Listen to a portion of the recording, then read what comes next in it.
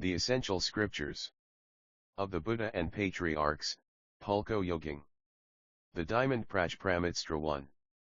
Section 1. Thus I heard. At one time, the Buddha was dwelling at Ravast, in Jet S Grove in Anthapeda S Park, together with a congregation of 1,250 great bhikkhus. At that time, when it became time for the meal, the world-honored one donned his robes, picked up his alms bowl, and entered the great city of Ravast to collect alms. After he had finished his sequential alms round in the city, he returned to his residence and, after finishing his meal, he put away his robes and bowl, washed his feet, and, arranging his seat, sat down. Section 2. At that time, the elder, Stavra, Subhuti got up from his seat amid the great congregation. Arranging his robe so as to expose his right shoulder, placing his right knee on the ground, and putting his hands together out of respect, he addressed the Buddha, saying, "How marvelous it is, world-honored one, that the Tathagata shows such great concern for all bodhisattvas and so well favors all bodhisattvas. World-honored one. How should gentlemen and gentlewomen abide in order to generate the aspiration for anuttara samyak sabadai? How should they quell their minds?" The Buddha replied, "Excellent, excellent, Subhuti. As you have said, the Tathagata does indeed show such great concern for all bodhisattvas and so well favors all bodhisattvas. You now should listen carefully. And I will explain this for you. In this wise should gentlemen and gentlewomen abide in order to generate the aspiration for anuttara samyak sabadai, in this wise should they quell their minds. So be it, world-honored one, we are delighted and look forward to listening." Section 3. The Buddha addressed Subhuti, all bodhisattva masattvas should in this wise quell their minds, all species of sentient beings, whether oviparous, viviparous, moisture-born, or metamorphically born. Whether material or immaterial, whether conscious, unconscious, or neither conscious nor unconscious, I will ferry them all across to extinction by enabling them to access the nirvana that is without remainder. Anupadaya-nirva. I will in this wise ferry across to extinction limitless, innumerable, and boundless numbers of sentient beings, but in reality there are no sentient beings to be ferried across to extinction. Why is this? Subhuti, if bodhisattvas retain any conception of a self, tamasage, a person, pugilasage, a sentient being, sattvasage, or a living being, javasage, lit. Endowed with a lifespan, they are in fact not bodhisattvas. Section 4. Moreover, Subhuti, bodhisattvas should not stay fixed on any sensory object, dharma, during the practice of giving. This is to say, do not stay fixed on visual objects when making offerings, do not stay fixed on auditory, olfactory, gustatory, tactile, or mental objects when making offerings. Bodhisattvas should make offerings in this manner, without staying fixed on any characteristic of an object. Why is this? If bodhisattvas make offerings without staying fixed on any characteristic, the amount of merit they accrue will be inconceivable. Subhuti, what do you think, is the amount of space in the east conceivable, or not? It is not, world-honored one. Subhuti, is the amount of space to the south, west, or north, to the intermediate directions, and to the zenith or nadir, conceivable, or not? It is not, world-honored one. Subhuti, it is exactly the same with the amount of merit accrued by bodhisattvas who make offerings without staying fixed on characteristics, it is inconceivable. Subhuti, bodhisattvas should abide just as I have instructed. Section 5. Subhuti, what do you think? Are you able to see the Tathagata through his physical characteristics? No, world-honored one, it is not possible to see the Tathagata through his physical characteristics. Why? is this? This is because the physical characteristics discussed by the Tathagata are in fact not physical characteristics. The Buddha addressed Subhuti, whatever characteristics there may be, all of those are spurious. But if you see that all characteristics are free from characteristics, you will see the Tathagata. Section 6. Subhuti addressed the Buddha, saying, World-honored one. Is it really possible that there will be sentient beings who, having heard these sorts of words and phrases, will be able to give rise to genuine faith, or not? The Buddha replied to Subhuti, do not say this. In the final 500 years following the Buddha's extinction, there will be those who, by cultivating merit and keeping the precepts, will be able to generate faith in these words and accept them as genuine. You should know that such people have planted the roots of merit, qualamla, not just with one Buddha, 2 Buddhas, or 3, 4, or 5 Buddhas, they have already planted the roots of merit in the presence of incalculable tens of millions of Buddhas, and have heard such words, and so forth, even up to in a single moment of thought they have generated pure faith. Subhuti, the Tathagata knows all and sees all. These sentient beings have in this wise gained immeasurable merit. Why is this?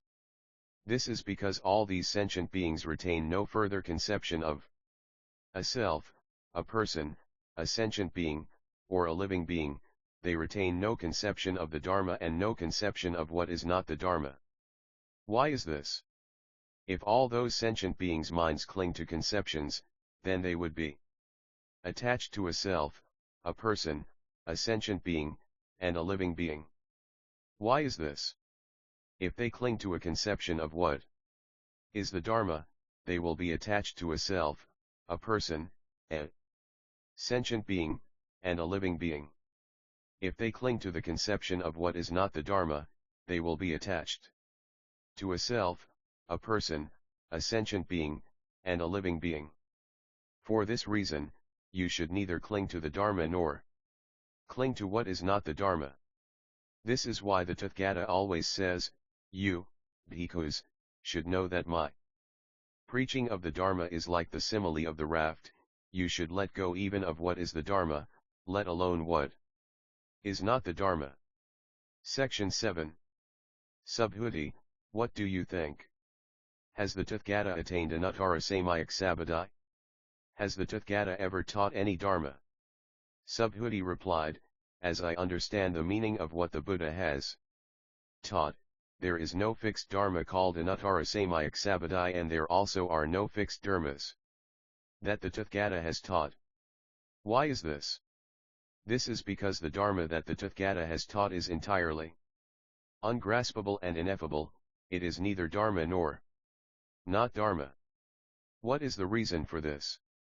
All the sages and saints, Saket Riapajala, are distinguished by this uncompounded Dharma. Section 8. Subhuti, what do you think? Suppose someone were to make offerings of the 7 types of jewels in sufficient numbers to fill the trichiliocosm, would that person gain a massive amount of merit, or not? That would a copious amount, world-honored. 1. Why is this? Because that merit has no inherent nature of being merit. For this reason, the Tathagata says that the amount of merit would be massive. Furthermore, if there were a person who accepts and keeps in mind even a single 4-line Ga with macron Tha with macron of the Sutra and teaches it to others, his merit would be even greater than that. Why is this? Subhuti, it is because all the Buddhas, as well as the Dharma of anuttara samyak sabadai, of all those Buddhas, derive from this Sutra. Subhuti, what we call Buddhas and Dharma are not Buddhas or Dharma. Section 9. Subhuti, what do you think? Can a Rotapanna conceive of the notion, I have achieved the fruition of being a Rotapanna, or not? Subhuti replied, no, world-honored one. Why is this? Because a Rotapanna is called a streamenterer, but there is nothing that he has entered. not entering into visual, auditory, olfactory, gustatory, tactile, or mental objects. This is called a rotapanadot. Subhuti, what do you think? Can a Saktman conceive of the notion, I have achieved the fruition of being a Saktman, or not? Subhuti replied, no, world-honored one. Why is this? Because a Saktman is called one who goes and comes once, but in reality, there is no such thing as going and coming. This is called a Saktman. Subhuti, what do you think? Can an Angman conceive of the notion, I have achieved the fruition of being an Angman, or not? Subhuti replied, no, world honored one. Why is this? An Angman is called a non-returner, but in reality there is no non-returning. For this reason, one is called an Angman. Subhuti, what do you think? Can an Arhat conceive of the notion, I have achieved the path of being an Arhat, or not? Subhuti replied, no, world-honored one. Why is this? Because there is in reality no Dharma called Arhat, world-honored one. If an Arhat were to conceive of the idea, I have achieved the Arhat path, then this would in fact entail grasping at a self, a person, a sentient being, and a living being. World-honored one. The Buddha has said that I am foremost among those persons who have achieved the strifeless Samdhi, Mujang. Sami, Alt. The Samdhi that is free from all disputation, Saket Aravari living in seclusion, and that I am foremost among the Arhats, who are free of desire. I would not conceive of the idea, I am an Arhat, who is free from desire. World-honored one. If I had conceived of the idea, I have achieved the Arhat path, then the world-honored one would not have said, Subhuti is one who revels in the practice of Ara seclusion. Since I, Subhuti, in reality engage in no such practice, I am called Subhuti who revels in the practice of Ara. Section 10. The Buddha addressed Subhuti, what do you think? Long ago, when the Tathagata was in the presence of Dvaikara Buddha, did he have any attainment in the Dharma, or not? No, world-honored one. When the Tathagata was in the presence of Dvaikara Buddha, he in fact had no attainment in the Dharma. Subhuti, what do you think? Do bodhisattvas adorn the Buddha land, or not? No, world-honored one. Why is this? Because adorning the Buddha land does not in fact adorn anything, this is called adorning. For this reason, Subhuti, all the bodhisattva mahasattvas should in this wise generate pure states of mind. They should not generate states of mind that are fixed on visual objects. They should not generate states of mind that are fixed on auditory, olfactory, gustatory, tactile, or mental objects. They generate states of mind that, even while responding, are not fixed on anything. Point 2, Subhuti, it is like a person whose body is as large as Sumeru, the king among mountains. What do you think? Would his body be large, or not? Subhuti replied, it would be extraordinarily large, world-honored one. Why is that? Because the Buddha has said that a non-body is called a large body. Section 11. Subhuti, suppose there are as many Ganges rivers as there are sands in the Ganges river. What do you think? Would there be a lot of sand in all those Ganges rivers, or not?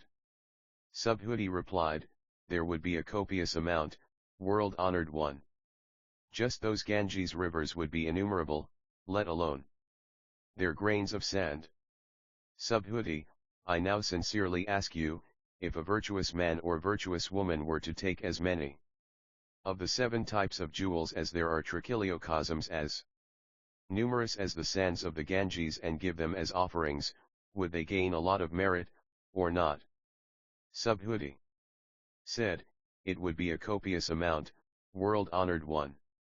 The Buddha said to Subhuti, if a virtuous man or a virtuous woman were to accept and keep even a 4-line Ga with Macron Tha with Macron of the Sutra and teach it to others, his or her merit would be even greater than the preceding merit. Section 12. Furthermore, Subhuti, you should know that all the divinities, human beings, and asuras throughout this world should make offerings at that place where even a 4-line Ga with Macron Tha with Macron of the Sutra is recited, just as if it were a stupa or a shrine of a Buddha, and even more is this the case if there is person who is able fully to accept, keep, read, and recite it. Subhuti, you should know that this person masters the most supreme and rarest of dharmas. Wherever this Sutra might be, there is found a Buddha or an esteemed disciple. Section 13. At that time, Subhuti addressed the Buddha, saying, World-honored one, what should we name this Sutra? How should we reverently uphold it? The Buddha addressed Subhuti, this Sutra is named the Diamond Prajpramit and it is under this title that you should reverently retain it. What is the reason for this? Subhuti, the Buddha has taught that the Prajpramit is in fact not Prajpramit, that is what is called Prajpramit. Subhuti, what do you think? Are there any dharmas that the Tathagata has preached, or not? Subhuti replied to the Buddha, World-honored one, the Tathagata has preached nothing. Subhuti, are there a lot of dust motes in the Trichiliocosm, or not? Subhuti replied, there are a copious number, world-honored one. Subhuti, the Tathagata has explained that dust motes are not dust motes, those are called dust motes. The Tathagata has explained that world systems are not world systems, those are called world systems. Subhuti, what do you think? Is it possible to see the Tathagata through his 32 physical characteristics, or not? No, world-honored one, it is not possible to see the Tathagata through his 32 physical characteristics. Why is this? It is because the Tathagata has explained that the 32 physical characteristics are not the 32 physical characteristics, therefore, they are called the 32 physical characteristics. Subhuti, if there were gentlemen and gentlewomen who made offerings of as many of their bodies as there are sands of the Ganges river, the merit would be greater if there were a person who accepts and keeps even a 4-line Ga with Macron Tha with Macron of this Sutra, and recites it for others. Section 14. At that time, Subhuti heard the preaching of this Sutra and profoundly understood its meaning. Bursting into tears and weeping emotionally, he addressed the Buddha, saying, how rare it is, world-honored one, for the Buddha to have preached such an incredibly profound Sutra. I have never before heard such a Sutra through the wisdom that I attained so long ago. World-honored one, if furthermore there were a person who hears this Sutra and whose faith is pure, he then and there will generate the mark of reality. One should know that that person accomplishes the rarest of merit. World-honored one, this mark of reality is in fact not a mark, for this reason, the Tathagata calls it a mark of reality. World-honored one, having now heard such a Sutra, I have not the slightest difficulty in believing, understanding, receiving, and keeping it. If, in a future age, during the final 500 years, there is a sentient being who is able to hear this Sutra and believe, understand, accept, and keep it, he will be the rarest of beings. Why is this? Because that person will have no conception of a self, a person, a sentient being, and a living being. What is the reason for this? Because a conception of a self is not a conception, conceptions of a person, a sentient being, and a living being are not conceptions. And why is this? Because leaving behind all conceptions is what is called a Buddha. The Buddha addressed Subhuti, so it is, so it is. If, furthermore, there were a person who heard this Sutra and was not startled, frightened, or afraid of it, you should know that that person is extremely rare. Why is this? Subhuti, the Tathagata has explained that the foremost pramit is not the foremost pramit, this is called the foremost pramit. Subhuti, the Tathagata has explained that the pramit of forbearance is not the pramit of forbearance. This is called the pramit of forbearance. Why is this? Subhuti, long ago when King Kalaga was dismembering my body, at that time, I retained no conception of a self, no conception of a person, no conception of a sentient being, no conception of a living being. Why is this? Long ago, at the time I was being torn limb from limb, if I had retained any conception of a self, a person, a sentient being, or a living being, I would have felt anger and animosity. Subhuti, I also recall that in the past, 500 lifetimes ago, I was reborn as the sage Ntifdin. During that lifetime, I retained no conception of a self, no conception of a person, no conception of a sentient being, and no conception of a living being. For this reason, Subhuti, bodhisattvas should leave behind all conceptions and generate the aspiration for anuttara samyak sabadai.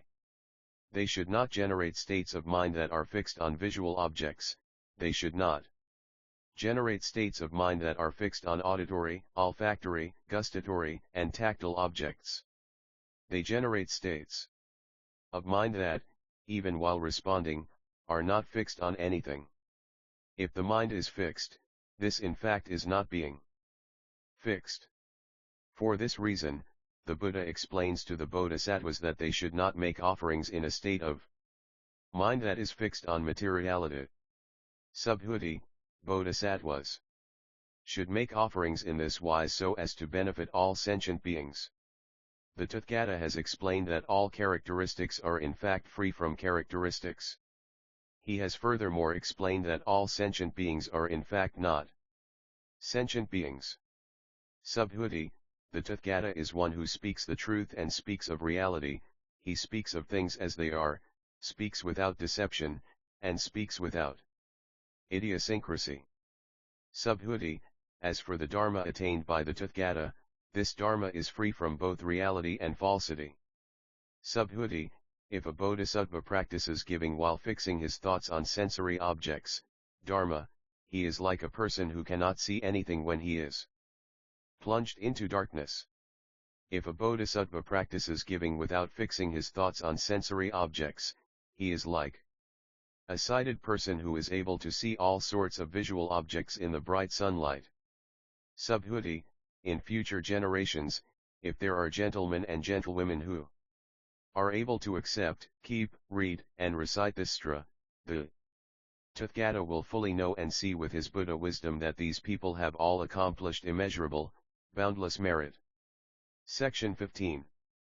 Subhuti, if there were a virtuous man or a virtuous woman who, in the morning, made offerings of as many bodies as there are sands in the Ganges river, and at midday again made offerings of as many bodies as there are sands in the Ganges river, and in the evening also made offerings of as many bodies as there are sands in the Ganges river, and in this wise for immeasurable hundreds, thousands, 10,000s, and millions of kalpas made offerings of his body, and, furthermore, if there were a person who, hearing this sutra, had faith, and did not reject it, his merit would be even greater than the other persons. And how much more would this be the case? For one who copies it out and accepts, keeps, reads, and recites it and explains it to others. Subhuti, the gist is that this sutra contains inconceivable, incalculable, and boundless merit. The Tathagata preaches it for those who aspire to the Mahina, he preaches it for those who aspire to the supreme vehicle.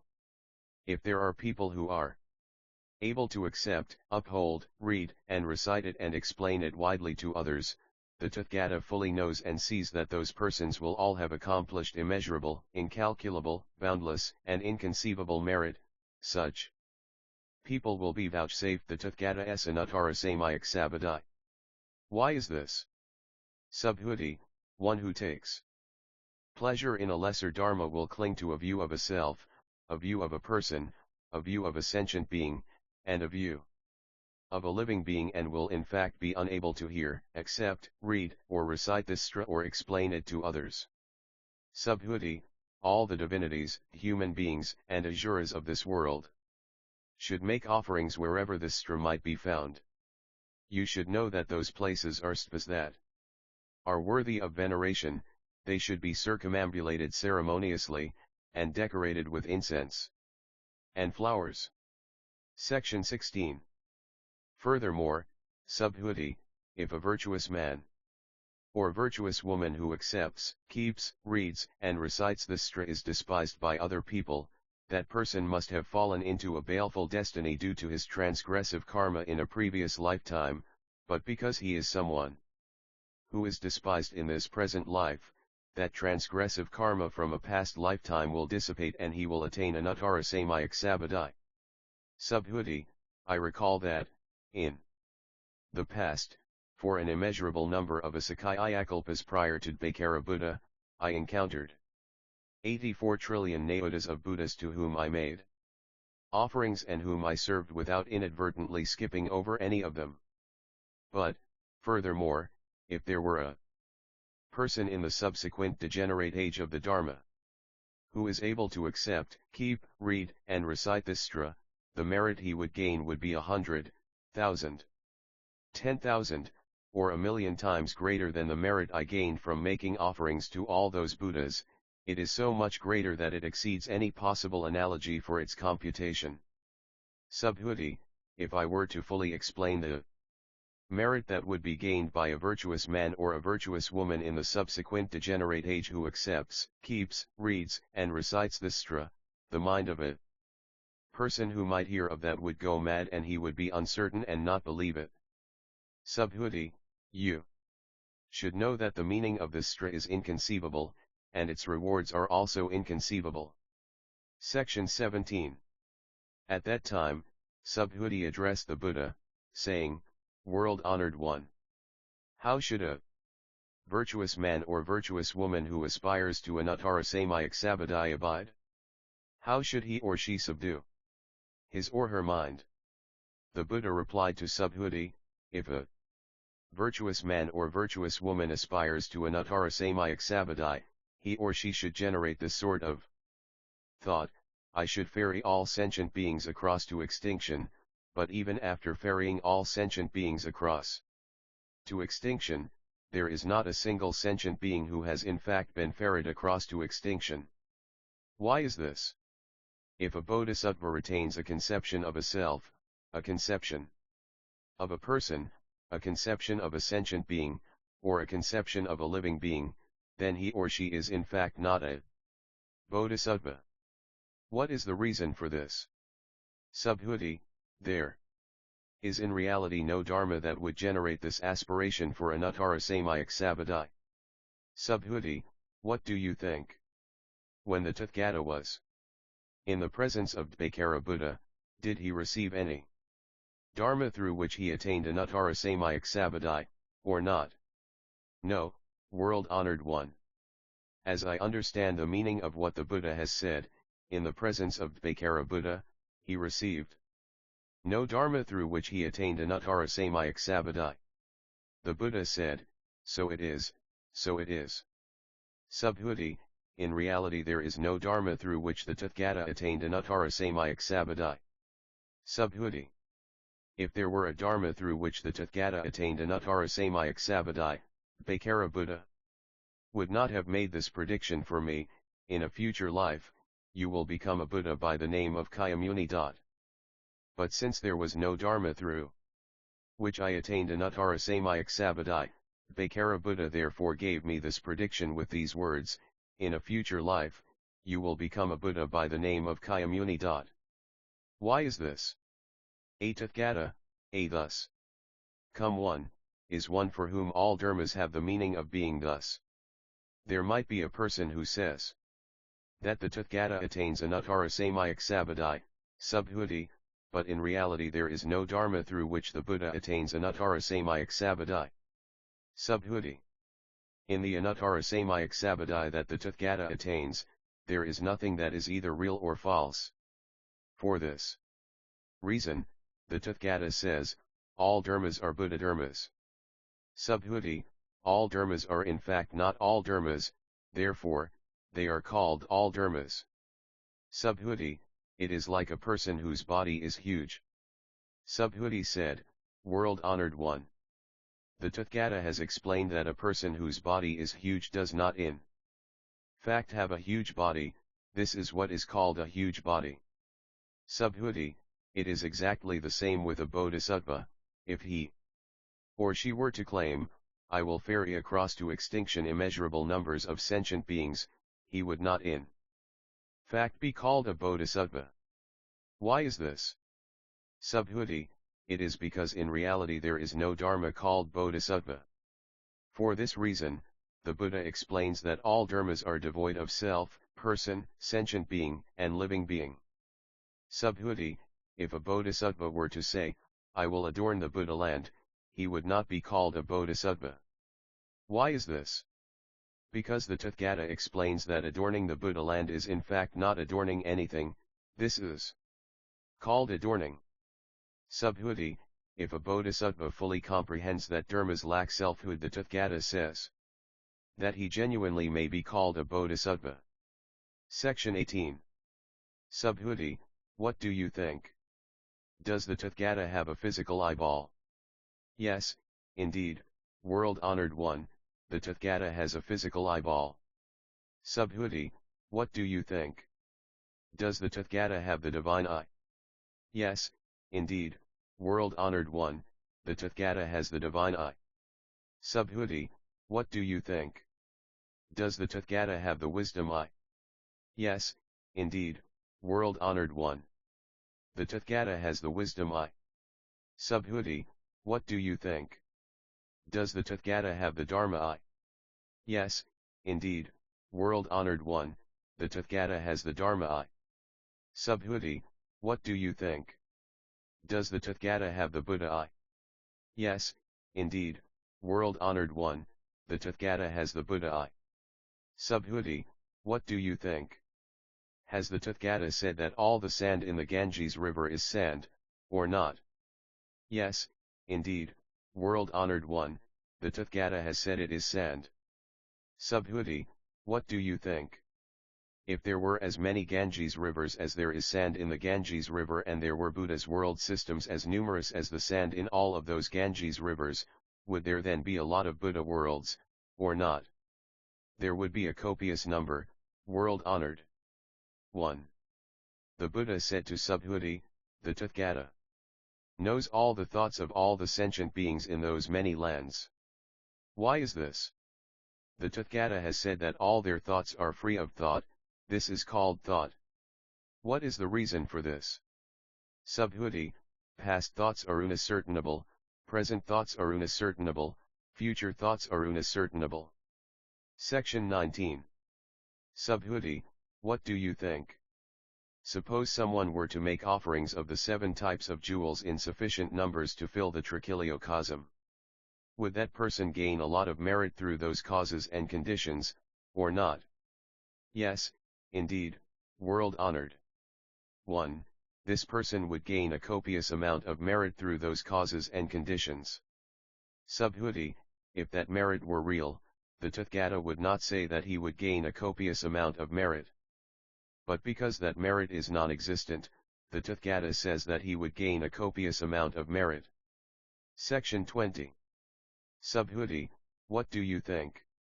Is it possible for the Buddha to be perceived in the perfection of his physical body, or not? No, world-honored one. One should not look for the Tathagata in the perfection of his physical body. Why is this? The Tathagata has explained that the perfection of the physical body is not the perfection of the physical body, this is called the perfection of the physical body. Subhuti, what do you think? Is it possible to look for the Buddha in the perfection of his physical characteristics, or not? No, world-honored. 1. One should not look for the Tathagata in the perfection of his physical characteristics. Why is this? The Tathagata has explained that the perfection of the physical characteristics is not the perfection of the physical characteristics, this is called the perfection of the physical characteristics. Section 21. Subhuti, Do not say that the Tathagata thinks, I have a dharma that I preach. Do not have such a thought. Why is this? If someone were to say, the Tathagata has a dharma that he preaches, he would be slandering the Buddha because of his inability to understand what I have taught. Subhuti, in preaching the dharma, there is no dharma that can be preached. This is called preaching the dharma. At that time, the wise elder, Stavara, Subhuti addressed the Buddha, saying, World-honored one. Might there be sentient beings in the future who will have faith when they hear you preach this dharma? The Buddha replied, Subhuti, they are not sentient beings. Nor are they not sentient beings. Why is this? Subhuti, the Tathagata has explained that all these various types of sentient beings are not sentient beings, these are called sentient beings. Section 22. Subhuti addressed the Buddha, saying, World-honored one, in the Buddha's attainment of Anuttara Samyak Sabadai, was there nothing that was attained? The Buddha replied, So it is, so it is. Subhuti. In Anuttara Samyak Sabadai, there is not even the slightest dharma that I could have attained, this is called Anuttara Samyak Sabadai. Section 23. Furthermore, Subhuti, this dharma is the equal of all others, there is nothing superior or inferior about it. This is called Anuttara Samyak Sabadai. If one cultivates all the wholesome dharmas as being free from any sense of a self, a person, a sentient being, or a living being, one will then attain Anuttara Samyak Sabadai. Subhuti, the Tathagata has explained that these so-called wholesome dharmas are in fact not wholesome dharmas, these are called wholesome dharmas. Section 24.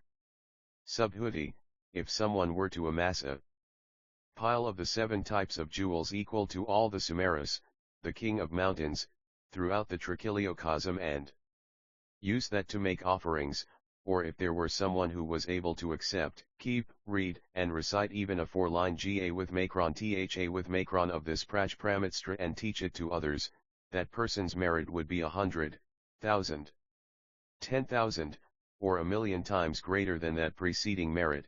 It is so much greater that it exceeds any possible analogy for its computation. Section 25. Subhuti, what do you think? None of you should say that the Tathagata thinks, I will save sentient beings. Subhuti, do not think this. Why is this? There are in reality no sentient beings that the Tathagata saves, for if there were sentient beings that the Tathagata saves, then the Tathagata would retain a sense of a self. A person, a sentient being, and a living being. Subhuti, the Tathagata explains that the existence of a self is in fact not the existence of a self, but ordinary persons, Thajana, all presume that there is a self. Subhuti, the Tathagata explains that these so-called ordinary persons are in fact not ordinary persons, these are called ordinary persons. Section 26. Subhuti, what do you think? Is it possible to recognize the Tathagata through his 32 physical characteristics, or not? Subhuti replied, so it is, so it is. The Tathagata may be identified through his 32 physical characteristics. The Buddha said, Subhuti, if it were possible to identify the Tathagata through his 32 physical characteristics, then a wheel-turning holy emperor Cakravartin, who also possesses these same characteristics, would in fact be a Tathagata. Subhuti addressed the Buddha, saying, World-honored one, as I understand the meaning of what you have said, one should not identify the Tathagata through his 32 physical characteristics. At that time, the world-honored one spoke a Ga with Macron Tha with Macron, those who look for me in my physical form, or seek me in the sound of my voice, those people practice a perverse path. They will never be able to see the Tathagata. Section 27. Subhuti, you might think, it was not through the perfection of his physical characteristics that the Tathagata attained anuttara samyak sabadai. Subhuti, do not think this thought, it was not through the perfection of his physical characteristics that the Tathagata attained anuttara samyak sabadai. Subhuti. If you were to think this thought, then the aspiration for anuttara samyak sabadai would declare that all dharmas are extinguished. Do not think this thought. Why is this? Those who have developed the aspiration for anuttara samyak sabadai are not declaring this characteristic of extinction with regard to a dharma. Section 28. Subhuti, suppose a bodhisattva were to make offerings of the 7 types of jewels in sufficient numbers to fill world systems as numerous as the sands of the Ganges river. Furthermore, if there were a person who knows that all dharmas are non-self and perfects forbearance, the merit gained by this bodhisattva would be far superior to that of the preceding bodhisattva. Why is this? Subhuti, it is because all bodhisattvas do not acquire merit. Subhuti addressed the Buddha, saying, World-honored one, why is it that bodhisattvas do not acquire merit? Subhuti, bodhisattvas should not cling to the merit they have made, for this reason, I say that they do not acquire merit. Section 29. Subhuti, if someone were to say, the Tathagata comes and goes, he sits and lies down, then this person does not understand the meaning of what I have said. Why is this? The Tathagata neither comes from somewhere nor goes somewhere, therefore, he is called a thus come one, Tathagata. Section 30. Subhuti, suppose a virtuous man or a virtuous woman were to pulverize the world systems of the trichiliocosm into the finest of dust motes. What do you think? Would there be a lot of dust motes, or not? There would be a copious number, world-honored. 1. Why is this? If all those finest of dust motes existed in reality, the Buddha would not have said that they are the finest of dust motes. What is the reason for this? The Buddha explains that the finest of dust motes are not in fact dust motes, this is called the finest of dust motes. World-honored one, what the Tathagata described as the world systems of the trichiliocosm are in fact not world systems. Therefore, they are called world systems. Why is this? If those world systems existed in reality, then they would be marked by a composite quality. But the Tathagata has explained that a composite quality is in fact not a composite quality, this is called a composite quality. Subhuti, this composite quality is in fact ineffable, and yet ordinary persons cling to such phenomena. Section 31. Subhuti, suppose someone were to say, the Buddha preaches the view of a self, the view of a person, the view of a sentient being, and the view of a living being. Subhuti, what do you think? Has this person understood the meaning of what I have preached, or not? No, world-honored one, this person has not understood the meaning of what the Tathagata has preached. Why is this?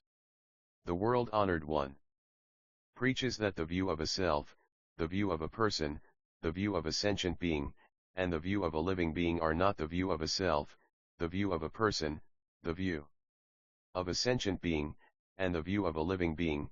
This is called the view of a self, the view of a person, the view of a sentient being, and the view of a living being.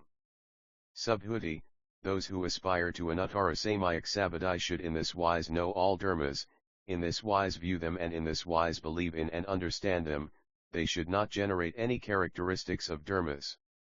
Subhuti, the Tathagata has said that these so-called characteristics of dharmas are in fact not characteristics of dharmas, therefore, they are called characteristics of dharmas. Section 32. Subhuti, if someone were to make offerings of the 7 types of jewels in sufficient numbers to fill an a limitless number of world systems, or, if gentlemen and gentlewomen who had aroused the aspiration for Bodhi retained even a 4-line verse of this sutra and were to accept, keep, read, and recite it and explain it to others, their merit would be greater than that of the other one. How should one explain it to others? Do not grasp at its characteristics, remain just so and unmoving. Why is this? All compounded dharmas are like a dream, a mirage, a bubble, and a shadow, they are like dew and like lightning. So should you view them. After the Buddha had finished preaching this sutra, the elder Subhuti, all the bhikkhus and bhikkhus, the upsakas and upsakas, and all the divinities, humans and asuras of this world heard what the Buddha had preached. And were all ecstatic, they accepted it in faith and practiced it respectfully. Prajpramit Hartstra. Avalokitesvara Bodhisattva, when practicing the profound Prajpramit, beheld that the five aggregates were all empty and passed beyond all suffering and distress. Reputra. Material form does not differ from emptiness, emptiness does not differ from form. Form is just emptiness, emptiness is just form, the same is true of sensations, perceptions, impulses, and consciousness. Reputra. All dharmas are marked by emptiness. They are neither arising nor ceasing, are neither tainted nor pure, are neither augmented nor deficient. For this reason, in emptiness, there is no form, no sensations, perceptions, impulses, or consciousness, the five aggregates of existence. No eye, ear, nose, tongue, body, or mind, the six sense bases. No form, sound, smell, taste, touch, or mental objects, the six sense objects. No visual sphere up to no mental consciousness sphere, the 18 sense spheres. No ignorance and also no extinction of ignorance up to no old age and death, and also no extinction of old age and death, the 12-fold chain of dependent origination. No suffering, origination, cessation, or path, the Four Noble Truths. No cognition, jhana, and also no attainment, for there is nothing to attain. Because bodhisattvas rely on the Prajpramit, their minds are untrammeled. Being untrammeled, they are fearless. Leaving far behind inverted views and imaginary perceptions, finally nirvana. Because all the Buddhas of the three time periods rely on the Prajpramit, they attain anuttara samyak sabadai.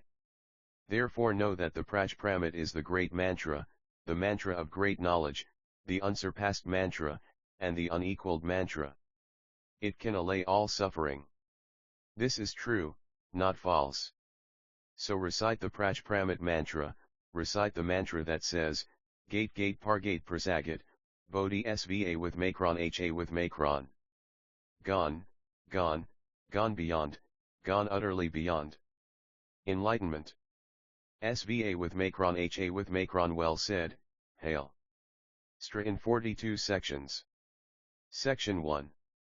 The Buddha said, one who takes leave of his family and goes forth into homelessness in order to study the way, who recognizes his mind and penetrates to its basis, and who comprehends the uncompounded Dharma asisktadharma, viz., nirvana, is called a Rama monk. By always practicing the 250 precepts of a bhikkhu in order to practice the Four Noble Truths and to purify his aspiration, he becomes an Arhat. Section 2. The Buddha said, those Ramas who have gone forth into homelessness eradicate desire, leave behind craving, and recognize the source of their own minds. They penetrate to the Buddha's profound principle and awaken to the uncompounded Dharma. Internally, they have nothing to attain, externally, they have nothing to seek. Their minds are not bound by the way, but they also are not tied to their karma. They are free of thought and free of aspirations, aprayata, free of cultivation and free of realization, and, even without passing through all the various levels, they are highly revered in their own right. This is what we call the way. Section 3.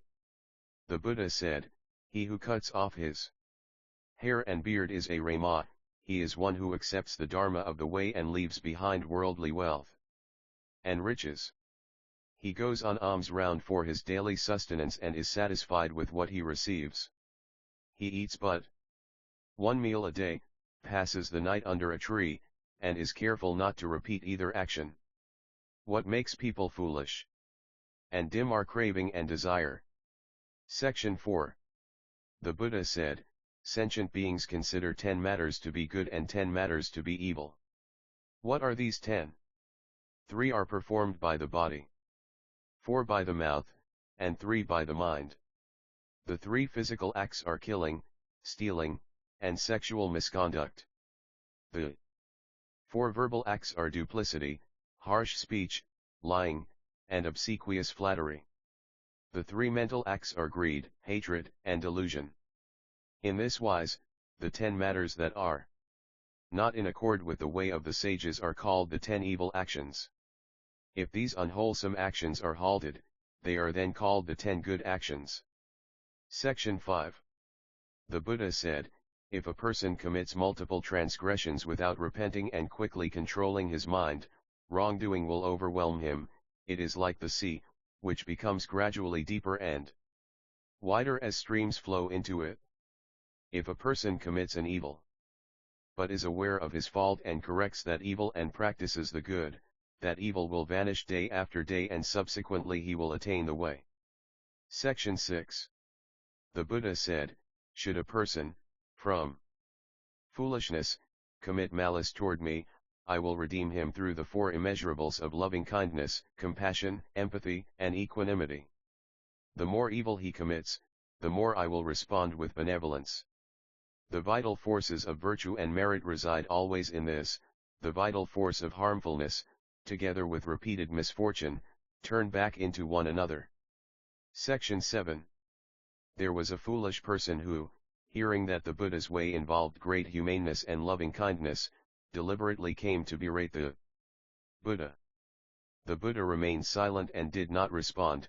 He took pity on a person who would act in this manner out of his ignorance, benightedness, confusion, and foolishness.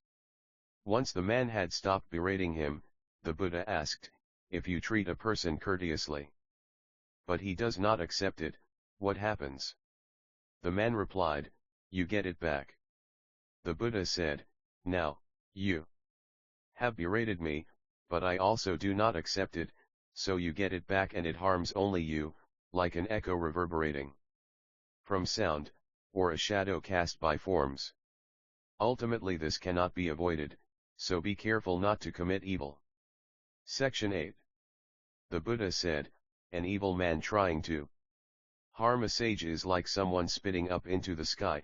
The spittle does not sully heaven but ends up only sullying the spitter. It is like someone throwing dirt into the wind, it ends up only dirtying himself. A sage cannot be injured, transgressions invariably devastate the doer. Section 9. The Buddha said, vast learning and a craving for the way perforce make the way difficult to experience. If you guard your state of mind and revere the way will be extraordinarily great. Section 10. The Buddha said, now, a person who cultivates the way should engage in vast affection and vast empathy. There is no greater offering than offering merit. If you guard your state of mind and revere the way, the resulting merit will be extraordinarily great. If you witness a person who is practicing charity and you assist him in this joyfully, you too will gain a meritorious reward. A person asked, but wouldn't that inevitably reduce the amount of the other person's merit? The Buddha answered, it is like a torchlight, even though hundreds and thousands of people may come to light their own torches off of it and leave with that flame, its own flame remains unaffected. So too is it with merit. Section 11. The Buddha said, feeding 100 ordinary persons is not as good as feeding one good person. Feeding 1,000 good persons is not as good as feeding one person who keeps the 5 precepts. Feeding 10,000 people who keep the 5 precepts is not as good as feeding one Rotapanis Strementerer. Feeding 1,000,000 Rotapanis is not as good as feeding one Saktman once returner. Feeding 10 million Saktmans is not as good as feeding one Angman non-returner. Feeding 100 million Angmans is not as good as feeding one Arhat worthy one. Feeding 1 billion Arhats is not as good as feeding one Pratyeka Buddha solitary Buddha who does not teach. Feeding 10 billion Pratyeka Buddhas is not as good as feeding one Buddha. Feeding 100 billion Buddhas is not as good as being free of thoughts, free from abiding, free from cultivation, and free from realization. Section 12. The Buddha said, there are 20 difficulties under heaven. It is difficult for the poor to make offerings. It is difficult for the privileged to study the way. It is difficult to control one's fate and face the certainty of death. It is difficult to have the opportunity to read Buddhist sutras. It is difficult to be born when a Buddha is alive. It is difficult to endure lust and desire. It is difficult to see fine things and not chase after them. It is difficult to be insulted and not get angry. It is difficult to have authority and not abuse it. It is difficult to maintain no mind when in contact with sensory objects. It is difficult to study widely and investigate deeply. It is difficult to overcome arrogance. It is difficult not to snub the unlearned. It is difficult for the mind to practice equanimity. It is difficult not to gossip about others. Good points and bad points. It is difficult to meet a spiritual mentor. It is difficult to see the nature and study the way. It is difficult to save people in an appropriate manner. It is difficult to remain unmoving in the presence of the sense spheres. It is difficult to deploy correctly expedient stratagems, upya. Section 13. There was a Rama who asked the Buddha, through what conditions may I attain the way? How may I come to know my past lives? The Buddha replied, the way is free of shapes and characteristics, you need only guard your thoughts and purify your mind. It is like polishing a mirror, as the grime is removed, its luster appears. Hence, once you see the truth of the way, you will know your past lives. Section 14. The Buddha said, what is goodness? Goodness just means to uphold the truth and practice the way. What is greatest? Greatest is for one's mind to be in harmony with the way. What is most powerful? The greatest strength comes from patient endurance. What is most illuminating? By removing mental grime and stopping evil conduct, both inside and outside will become pure and flawless. From the time before heaven and earth up until today, there has never been a case in all the 10 directions of something that one has not known, seen, or heard. Attaining such omniscience is what is called illumination. Section 15. The Buddha said, what do I recollect? I recollect the way. What do I practice? I practice the way. Of what do I speak? I speak of the way. I recollect this way of truth, not forgetting it for even an instant. Section 16. The Buddha said, people who harbor passion and desire do not see the way. It is like tossing the 5 pigments into turbid water and mixing them vigorously. Many people may come near to that water, but none will be able to see their reflections. In the same way, those who are enmeshed in passion and desire have turbidity in their minds and therefore cannot see the way. If you place a pot on a raging fire and the water it holds is boiling furiously, or if the pot is covered with cloth, then people who come near it will also not be able to see their reflections. In one's own mind, the 3 poisons are boiling internally and the 5 hindrances are covering it externally, so that in the end one is unable to see the way. If a person approaches a spiritual mentor and removes the grime of his evil mind, then he will know whence his spirit comes and where it will go amid birth and death. The way and the power of all the Buddha lands are exactly this. Section 17. The Buddha said, now, practicing the way is like taking a torch into a dark room, the darkness is instantly dispelled and only light remains.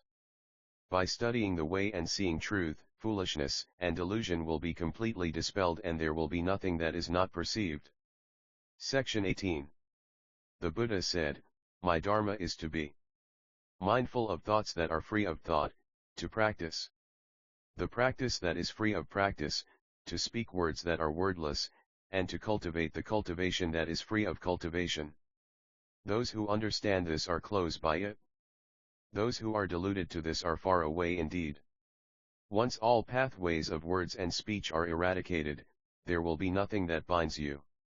But if you are off by even a hair's breadth, you will lose it in an instant. Section 19.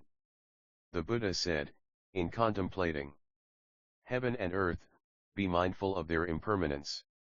In contemplating the myriad things, be mindful of their impermanence. In contemplating the world, be mindful of its impermanence. Viewing numinous enlightenment is Bodhi. By keeping the mind thus, you will quickly attain the way. Section 20. The Buddha said, in maturing your own recollection of the four material elements that comprise your body, be aware that each of them may have a name, but they are all devoid of I. The sense of self is a conjuring trick that will not last for long, it is just an illusion. Section 21. The Buddha said, a person who seeks fame by following his sentiments and desires is like lit incense, people may smell its fragrance but the incense is being consumed as it burns. The foolish crave worldly fame and reputation but don't safeguard the truth of the way. Their fame is a calamity that brings harm to themselves, they will be regretful later.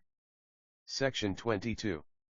The Buddha said, for adults, wealth and sex are like a child's craving for the sweet honey on a knife blade, there isn't even enough there for a single meal, but consuming it runs the danger that he will cut his tongue.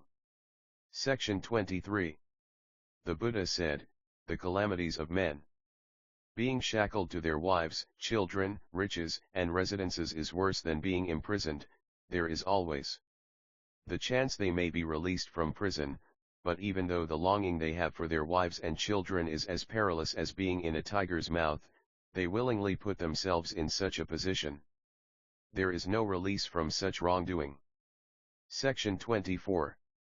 The Buddha said, there is no desire more intense than that for sex. There is nothing greater than the desire for sex.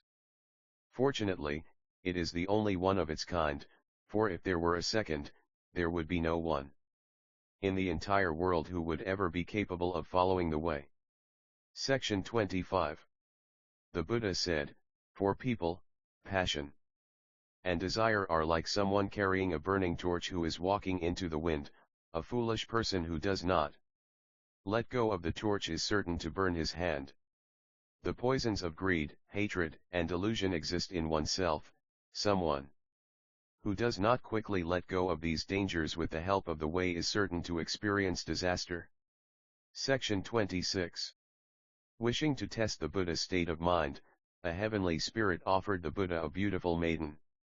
The Buddha said to her, why has this skin bag filled with filth come here? You may be able to fool regular people, but it is hard to affect one who has gained the 6 superpowers, abhij. Get out. I have no use for you. The heavenly spirit, out of his increased respect for the Buddha, inquired about the meaning of the way. As soon as the Buddha explained it to him, he became a Rotapana Mentara. Section 27. The Buddha said, now, following the way is like a log in a stream that simply floats along with the current, as long as it does not get caught on either bank, is not grabbed by some person or blocked by some spirit, and does not get caught in a whirlpool or rot away, I guarantee you this log is certain to reach the sea. As long as a person who studies the way is not confused by sentiments and desires or deceived by various kinds of perversity but makes progress toward the uncompounded, I guarantee that this person will perforce attain the way. Section 28. The Buddha said to a Rama, be careful not to trust your thoughts, for your thoughts are ultimately untrustworthy.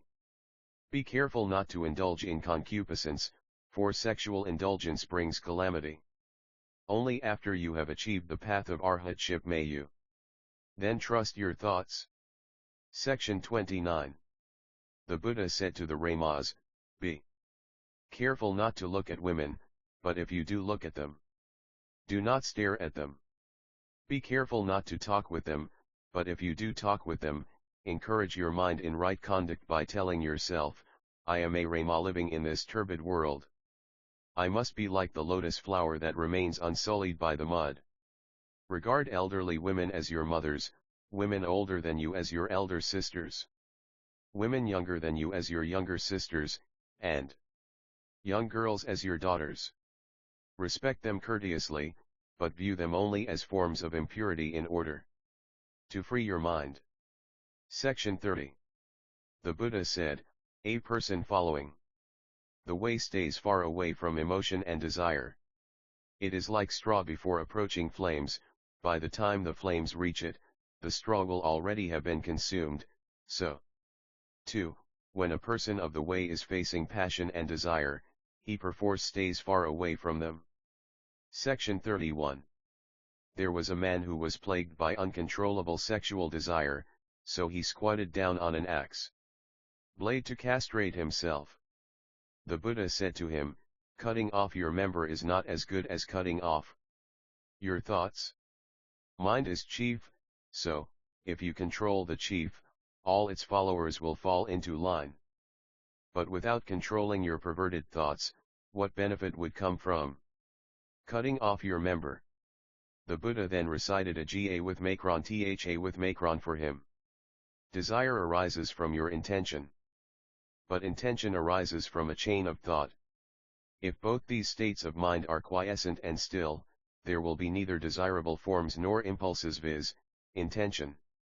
Section 32. The Buddha said, attachment and desire lead to sorrow, from sorrow comes fear. Without attachment, there will be no sorrow, without sorrow, there will be no fear. Section 33. The Buddha said, now, practicing the way is like one man fighting an army of tens of thousands. Donning his armor and wielding his weapons, he goes out through the gate and enters the battle. But he might be cowardly and weak and end up retreating, or he might turn around halfway along the road. He might die during battle, or achieve a great victory and return to his kingdom to great acclaim. Now, a person who is able to control his mind and advance resolutely, fearless about the situations he is facing and vanquishing all the hosts of demons, is certain to attain the way. Section 34. There was a Rama who was reciting Sutras one evening, but his voice was plaintive and strained as if he were regretful and vacillating. The Buddha summoned that Rama and asked him, when you dwelled at home, what did you do? He answered, I often played the lute. The Buddha asked, what happened when the strings were too slack? They wouldn't sound. What happened if the strings were too taut? Their sounds were clipped short. What happened if the strings were tuned just right? Their sounds were all perfectly resonant. The Buddha said to the Rama, studying the way is exactly the same. Keep your mind properly tuned and dwell in purity, then the way can be attained. Section 35. The Buddha said, now, practicing the way is like smelting iron. If the dross is removed while forging a vessel, that vessel will be of fine quality. In studying the way, gradually remove the impurities of mind as you vigorously advance along the way, then your practice will be pure. Section 36. The Buddha said, now, it is difficult for a person to leave behind the three baleful destinies and be reborn as a human being. But even if one is reborn as a human being, it is difficult to be reborn as a man rather than a woman. Even if one is reborn as a man, it is difficult to be reborn with all the six sense organs in working order. Even if one is reborn with all the six sense organs in working order, it is difficult to be reborn in the middle kingdom. Even if one is reborn in the middle kingdom, it is difficult to be reborn in an age when one may encounter a Buddha and encounter the way. Even if one should encounter the way, it is difficult to have faith. Even if one should have faith, it is difficult to produce the aspiration for bodhisattvopita.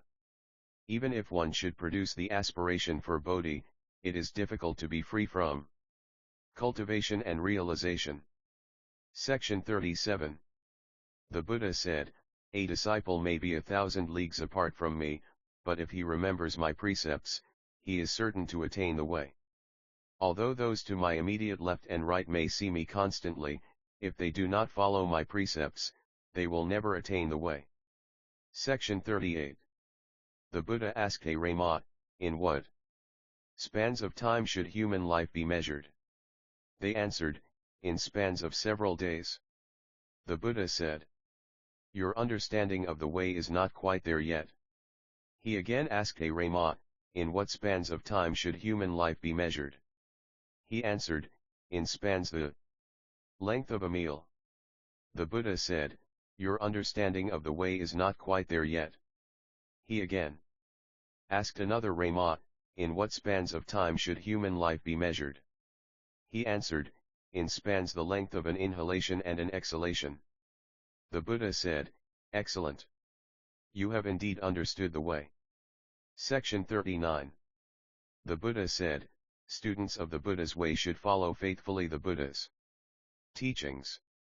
It is like eating honey, it is sweet all the way through. So, too, is it with my sutras." Section 40.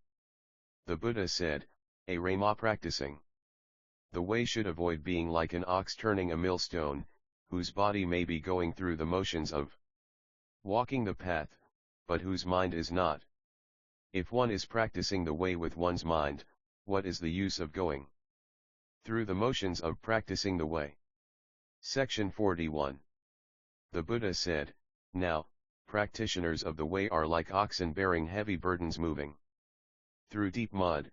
Those oxen may be totally exhausted, but they would not dare look to the left or right until they are out of the mud, for only then will they be able to rest. Ramas regard their emotions and desires as being worse than that mud, and with total dedication they remain mindful of the way so that they will be able to avoid all kinds of suffering." Section 42. The Buddha said, "I regard the status of royalty and dukes to be like that of passers-by. I regard such precious treasures as gold and jade to be like rubble. I regard luxurious garments made of silk to be like worn-out rags." Sutra on the 5 types of merit enjoyed by the sage. Thus I heard. At one time, the Buddha was dwelling at Ravast, in Jita's grove, Anthapiyada's park. The Buddha addressed all the bhikkhus monks, "There are 5 types of merit that are enjoyed by a sage who preaches the Dharma. What are those 5 types of merit? Upon that person's rebirth, he will enjoy long life, this is the first type of merit. Upon that person's rebirth, he will enjoy great prosperity, copious wealth, and abundant riches, this is the second type of merit. Upon that person's rebirth, he will enjoy beauty and grace that is without compare, this is the third type of merit. Upon that person's rebirth, he will enjoy fame, reputation, and wide renown, this is the fourth type of merit. Upon that person's rebirth, he will enjoy intelligence and great knowledge. This is the fifth type of merit. How is it that a sage who has preached the Dharma will come to enjoy long life? In a previous lifetime when he preached the Dharma, it was excellent in the beginning, excellent in the middle, and excellent in the end. How is it that a sage who has preached the Dharma will come to enjoy great prosperity, copious wealth, and abundant riches? In a previous lifetime when he preached the Dharma, it was excellent in the beginning, excellent in the middle, and excellent in the end, and replete with meaning. Returning home, he passed away. Thieves heard that Dharma and immediately stopped what they were doing and no longer stole, they were then able to engage in almsgiving. For this reason, he will enjoy great prosperity. How is it that a sage who has preached the Dharma will come to enjoy beauty and grace that is without compare? In a previous lifetime when he preached the Dharma, it was excellent in the beginning, excellent in the middle, and excellent in the end, and replete with meaning.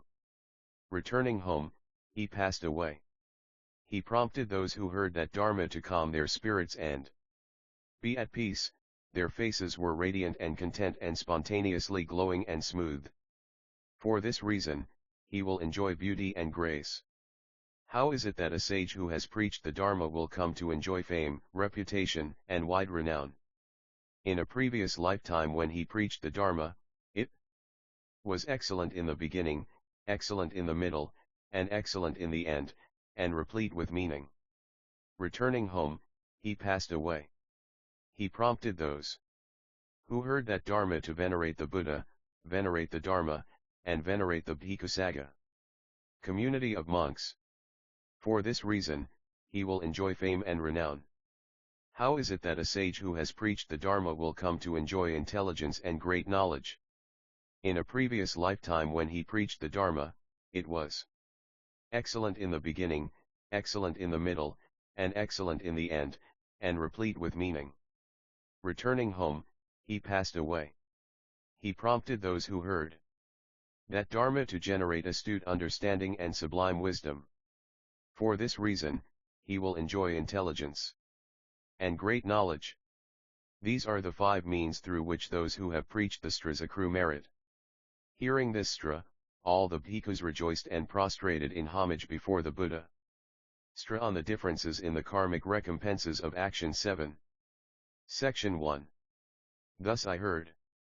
At one time, the Buddha was dwelling in Ravast, in Jita's grove, Anthapiyada's park. At that time, the Buddha addressed the lay patron Sukha, the son of Dudiyat, patron Sukha. I will preach to you a discourse on the differences in the karmic recompenses of good and evil actions, karman. You should listen carefully and reflect well upon it. At that time, Sukha responded to the Buddha, saying, Indeed, O world-honored one, we will listen with great anticipation. The Buddha said to Sukha, all sentient beings are bound to their actions, depend on their actions, and journey on viz., take rebirth in accordance with their own actions. Based on these causes and conditions, they are distinguished as superior, average, and inferior. I will briefly expound this discourse about the distinctions between all the various kinds of worldly actions. Section 2. The Buddha addressed Sukha. There are 10 actions that can cause sentient beings to receive the karmic recompense of a shorter lifespan. 1. They engage personally in the killing of living creatures. 2. They encourage others to kill. 3. They praise the act of killing. 4. They delight in seeing others killed. 5. They wish to exterminate those who are their enemies or those whom they hate. 6. They take pleasure in seeing their enemies exterminated. 7. They abort another's fetus. 8. They teach others how to maim and destroy. 9. They build temples for performing human sacrifices. 10. They fight with others and teach people to harm one another. These 10 actions can cause them to receive the karmic recompense of a shorter lifespan. Section 3. Furthermore, there are 10 actions that can cause sentient beings to receive the karmic recompense of a longer lifespan. 1. They do not engage personally in the killing of living creatures. 2. They encourage others not to kill. 3. They praise non-killing. 4. They rejoice in seeing others not kill. 5. Seeing someone about to be killed, they figure out a means, upaya, to help him to avoid that fate. 6. Seeing someone fearful of death, they help him to calm his mind. 7. Seeing someone in fear, they bestow on him fearlessness. 8. Seeing someone experiencing various types of calamities and suffering, they generate thoughts of loving kindness and sympathy. 9. Seeing someone in immediate danger, they generate thoughts of great compassion. 10. They generously make offerings of various kinds of food and drink to sentient beings. These 10 actions can cause them to receive the karmic recompense of a longer lifespan. Section 4.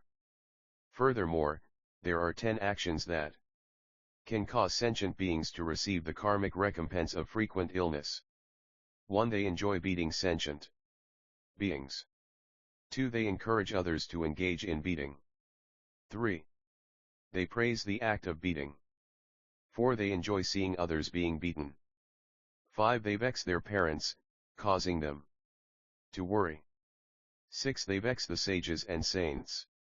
7. Their minds rejoice greatly in seeing their enemies suffer from illness. 8. Their minds are unhappy at seeing their enemies' illnesses cured.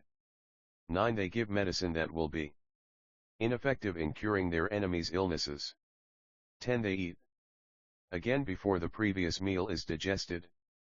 These 10 actions can cause sentient beings to receive the karmic recompense of frequent illness. Section 5.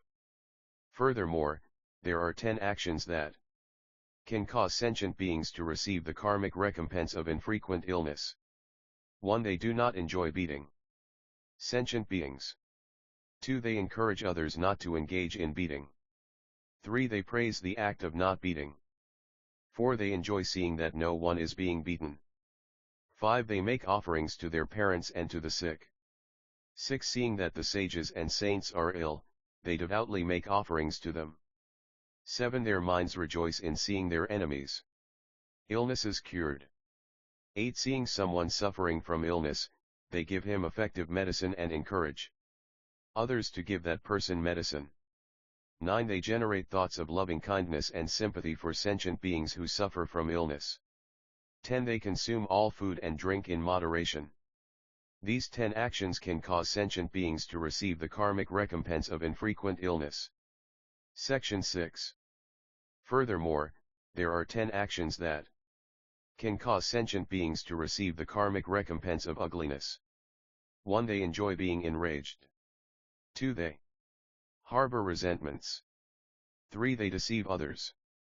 4. They irritate others. 5. They are not loving or respectful toward their parents.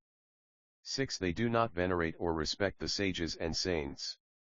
7. They seize the property and wealth of the sages and saints. 8. They extinguish the lamps at the Buddhist stupas and shrines. 9. Seeing someone who is ugly, they berate and belittle him. 10. They engage in all types of unwholesome actions. These 10 actions can cause sentient beings to receive the karmic recompense of ugliness. Section 7. Furthermore, there are 10 actions that can cause sentient beings to receive the karmic recompense of beauty and grace. 1. They are not prone to anger. 2. They make offerings of clothing. 3. They love and respect their parents and seniors. 8. 4. They revere the religious merit 9 of the sages and saints. 5. They constantly replaster and decorate the Buddhist stupas. 6. They replaster the inside of the Dharma halls with clean clay. 7. They keep in good order the Sangha grounds and the Ramas monasteries. 8. They dust and clean lit sweep and water down the grounds around the Buddha's stupas. 9. Seeing someone who is ugly, they do not belittle him, but instead give rise to thoughts of veneration. 10. Seeing someone who is beautiful and graceful, they recognize the past causes that brought about that beauty and admire that merit. These 10 actions can cause sentient beings to receive the karmic recompense of beauty and grace. Section 8. Furthermore, there are 10 actions that can cause sentient beings to receive the karmic recompense of having little dignity, alt charisma and authority. 1. They are jealous and envious toward all sentient beings. 2. Seeing others' gains, they are irritated. 3. Seeing others' losses, their minds rejoice. 4. Seeing others receive great fame and reputation, they are jealous and spiteful. 5. Seeing others lose fame and reputation. 8. Seniors, does not appear in the Taisha edition. 9. Religious merit, lit the way and its power, does not appear in the Taisha edition. They are ecstatic. 6. Regressing from the Bodhi mind, they destroy Buddha images. 7. They have no interest in respectfully serving their own parents and the sages and saints. 8. They encourage people to engage in actions that will lead to little dignity and merit. 9. They hinder others from cultivating actions that will lead to great dignity and merit. 10. Seeing someone with little dignity and merit, they belittle him. These 10 actions can cause sentient beings to receive the karmic recompense of having little dignity and authority. Section 9. Furthermore, there are 10 actions that can cause sentient beings to receive the karmic recompense of having much dignity and authority. 1. They are not jealous or envious toward any sentient beings. 2. Seeing others' gains, their minds rejoice. 3. Seeing others' losses, they feel empathy. 4. Seeing others receive great fame and reputation, they are ecstatic. 5. Seeing others lose fame and reputation, they are distressed and aggrieved. 6. Generating the Bodhi mind, they make Buddha images. 7. They respectfully attend to their own parents and the sages and saints. 8. They encourage people to stop performing actions that will lead to little dignity and merit. 9. They encourage others to cultivate actions that will lead to great dignity and merit. 10. Seeing someone with little dignity and merit, they do not belittle him. These 10 actions can cause sentient beings to receive the karmic recompense of having much dignity and authority. Section 10. Furthermore, there are 10 actions that can cause sentient beings to receive the karmic recompense of lower status. 1. They aren't aware that they should respect their fathers.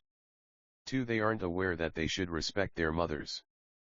3. They aren't aware that they should respect the Ramas monks. 4. They aren't aware that they should respect the Brahmas, priests. 5. They don't revere any of their teachers, mentors, and seniors. 6. They do not respectfully welcome and make offerings to all the senior teachers. 7. Seeing any of their seniors, they neither welcome them nor invite them to be seated. 8. They do not obey the instructions and admonitions of their parents. 9. They also do not accept instruction from the sages and saints. 10. They despise and scorn those of lower status. These 10 actions can cause sentient beings to receive the karmic recompense of lower status. Section 11. Furthermore, there are 10 actions that can cause sentient beings to receive the karmic recompense of higher status. 1. They are well aware that they should respect their fathers. 2. They are well aware that they should respect their mothers.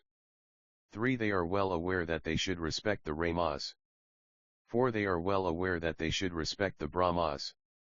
5. They revere all of their seniors. 6. They respectfully welcome all the senior teachers. 7. Seeing any of their seniors, they welcome them and invite them to be seated. 8. They obey the instructions and admonitions of their parents. 9. They respectfully accept instruction from the sages and saints. 10. They do not despise those of lower status. These 10 actions can cause sentient beings to receive the karmic recompense of higher status. Section 12. Furthermore, there are 10 actions that can cause sentient beings to receive the karmic recompense of poverty lit a lesser livelihood. 1. They personally engage in theft. 2. They encourage others to steal. 3. They praise theft. 4. They rejoice in seeing thievery. 5. They squander their parents' means of support. 6. They seize the property and wealth of the sages and saints. 7. Seeing others profit, their minds do not rejoice. 8. They hinder others from profiting and put obstacles in their way. 9. Seeing others engage in giving, they take no delight in it. 10. Seeing famine in the world, they do not feel empathy. These 10 actions can cause sentient beings to receive the karmic recompense of poverty. Section 13. Furthermore, there are 10 actions that can cause sentient beings to receive the karmic recompense of wealth lit a substantial livelihood. 1. They do not personally engage in theft. 2. They encourage others not to steal. 3. They praise not stealing. 4. They rejoice in seeing others not steal. 5. They supplement their parents' means of support. 6. They make offerings of the necessities to the sages and saints and to their seniors. 7. Seeing others profit, they rejoice. 8. Seeing others profit, they figure out a means, upaya, of helping them. 9. Seeing others engage in giving, they are ecstatic. 10. Seeing famine in the world, they feel empathy. These 10 actions can cause sentient beings to receive the karmic recompense of wealth. Section 14. Furthermore, there are 10 actions that can cause sentient beings to receive the karmic recompense of perverted knowledge. 1. They are unwilling to make inquiries of wise Ramas and Brahmas. 2. They expound the wrong dharma, adharma. 3. They are unable to receive, keep, or cultivate the right dharma. 4. They praise morally indeterminate behavior, aniyata, as being morally determinate behavior. 5. They are parsimonious with the dharma and do not teach it. 6. They draw near to those with perverted knowledge. 7. They stay aloof from those with right knowledge. 8. They praise perverted views. 9. They cast aside right views. 10. Seeing an ignorant, evil person, they belittle and revile him. These 10 actions can cause sentient beings to receive the karmic recompense of perverted knowledge. Section 15. Furthermore, there are 10 actions that can cause sentient beings to receive the karmic recompense of right knowledge. 1. They are more than willing to make inquiries of wise Ramas and Brahmas. 2. They expound on wholesome dharmas. 3. They hear and keep the right dharma. 4. They see and discuss morally determinate behavior and praise it as wholesome. 5. They take pleasure in teaching the right dharma. 6. They draw near to people with right knowledge.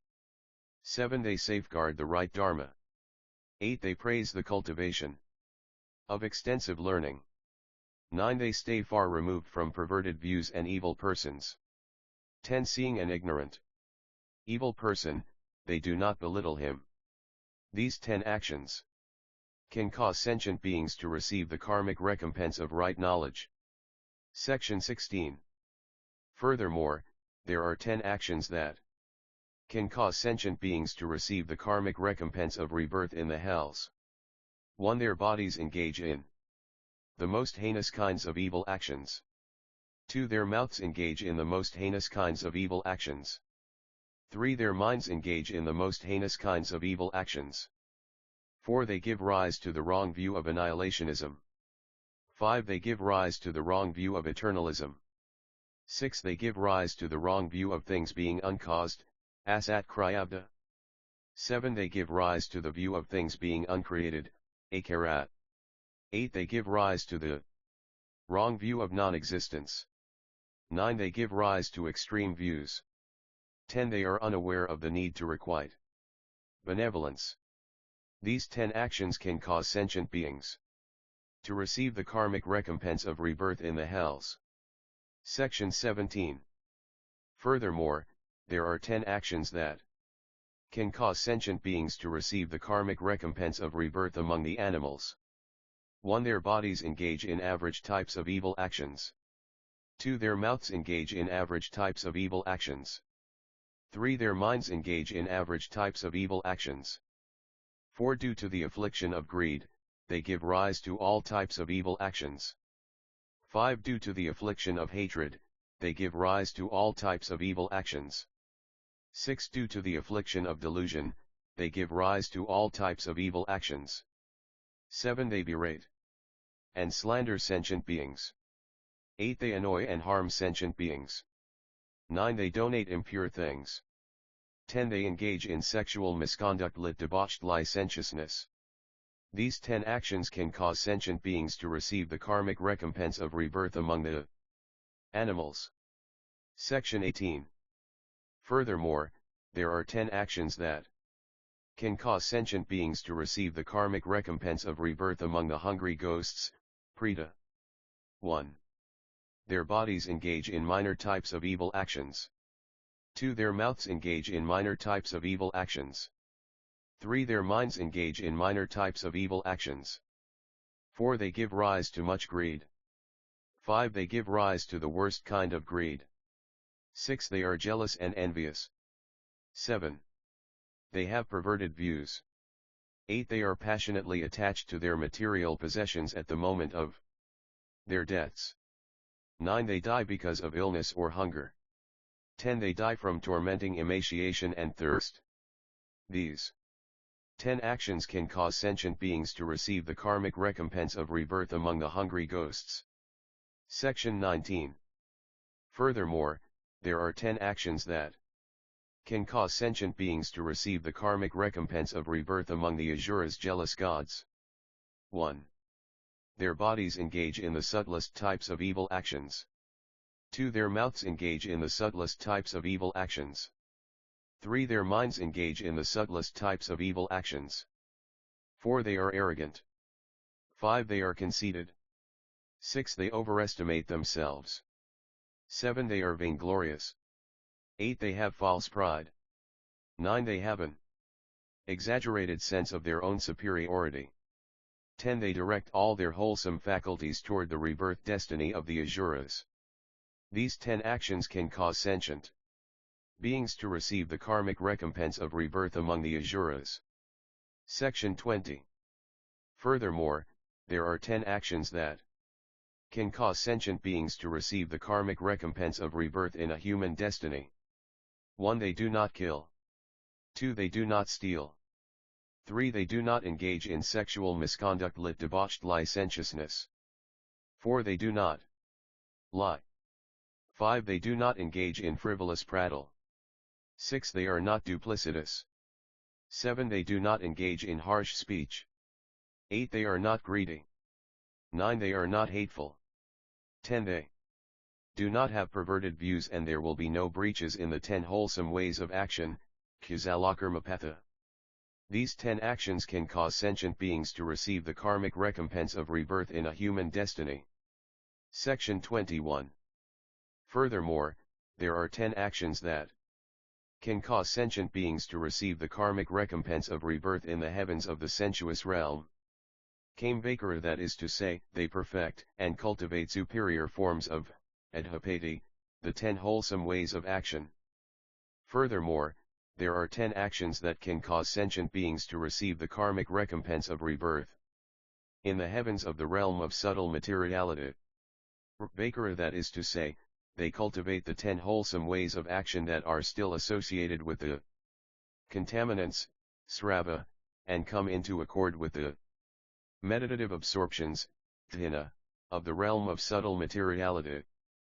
Furthermore, there are 4 actions that can cause sentient beings to receive the karmic recompense of rebirth in the heavens of the immaterial realm, Rapivakara. 1. Transcending all material characteristics and extinguishing all sensory impressions lit the perception of resistance, saket pratyasaj, and so forth, i.e., non-attraction to the perception of diversity or manifoldness. Saket vasaj, they access the absorption dhyana of the sphere of infinite space, nantayatana.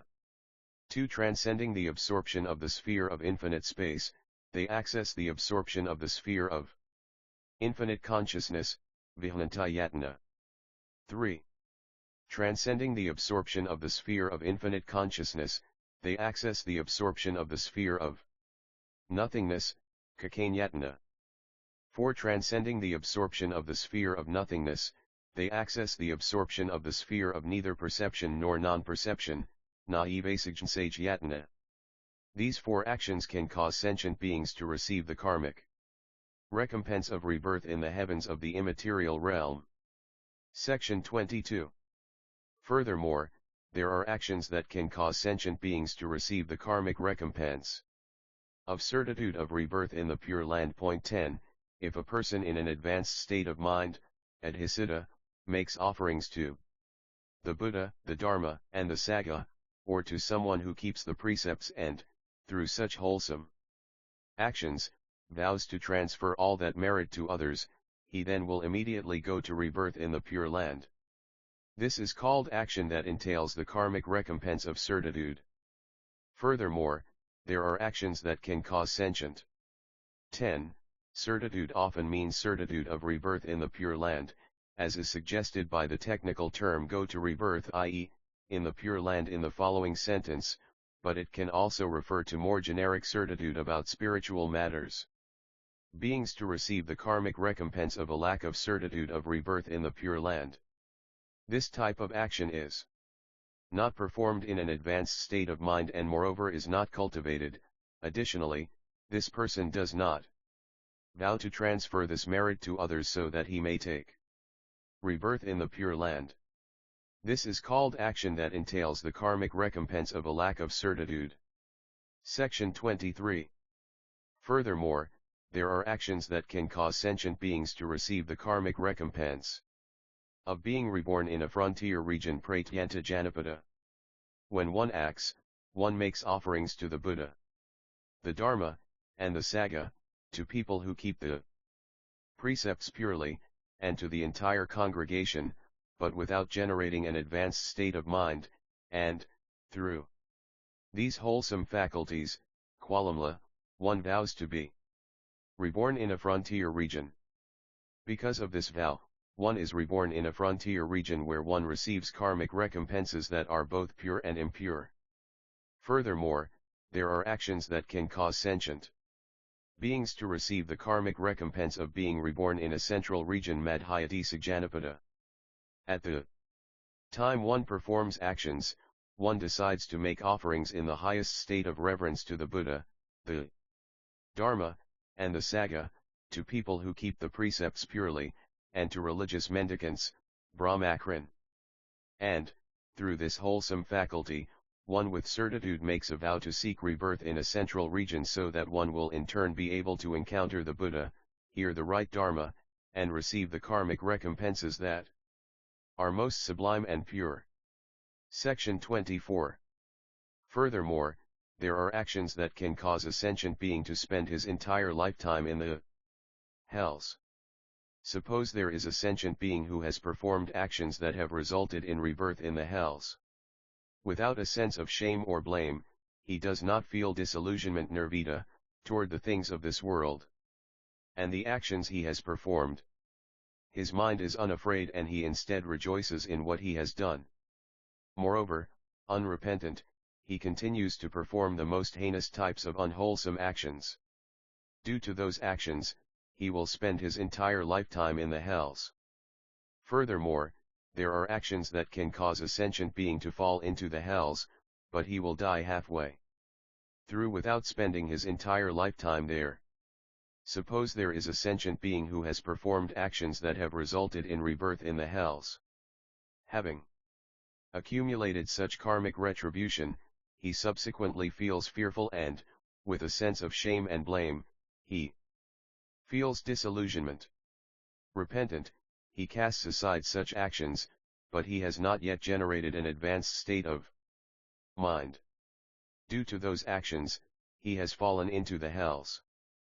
But because he subsequently feels regret, he will die halfway through without having to spend his entire lifetime in the hells. Furthermore, there are actions that can cause a sentient being to fall into the hells, but, after having entered the hells for a short time, he departs. Suppose there is a sentient being who has performed actions that have resulted in rebirth in the hells. Having performed those actions, he feels fearful and generates an advanced state of mind. Generating a sense of shame and blame, he feels disillusionment toward evil and casts aside such actions. Earnestly, he repents and never again performs such actions. Thus, having entered the hells for a short time, he gains liberation. At that time, the world-honored one recited a Ga with Macron Tha with Macron. If a person performs the most heinous type of evil action, but, after performing it, feels profound guilt, and, repentant, does not do it again, he will be able to uproot the fundamental types of action malakarmapatha. Section 25. Furthermore, there are actions that are performed but not accumulated. Suppose there is a sentient being who has performed all kinds of evil actions via body, speech, and mind, but, having performed them, he feels fearful, has a sense of shame and blame, feels disillusionment, and intensely reprimands and reproves himself so that he never does them again. This is called performed but not accumulated. Furthermore, there are actions that are accumulated but not performed.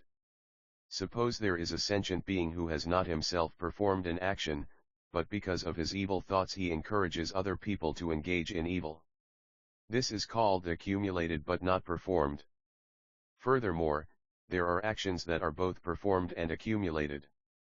Suppose there is a sentient being who has performed various kinds of actions, but his mind is neither reformed nor repentant and he continues to perform them while also encouraging other people to do so as well. This is called both performed and accumulated. Furthermore, there are actions that are neither performed nor accumulated. Suppose there is a sentient being who has not himself performed actions and who does not teach others to engage in morally indeterminate actions, saket ani yatakarman, and so forth, viz., wholesome actions and unwholesome actions. This is called neither performed nor accumulated. Section 26. Furthermore, there are actions that are initially pleasurable but subsequently painful. Suppose there is a sentient being who, thanks to someone's encouragement, rejoices in practicing giving, but his intent to give is not firm and he subsequently ends up feeling regret. Due to this cause and condition, he is reborn as a human being who may initially enjoy being rich but who subsequently ends up suffering from poverty. This is called initially pleasurable but subsequently painful. Furthermore, there are actions that are initially painful but subsequently pleasurable. Suppose there is a sentient being who, thanks to someone's encouragement and guidance, reluctantly gives just a little but after making that donation ends up rejoicing and feels no remorse. Due to this cause and condition, he is reborn as a human being who may initially suffer from poverty but who subsequently ends up enjoying being rich. This is called initially painful but subsequently pleasurable.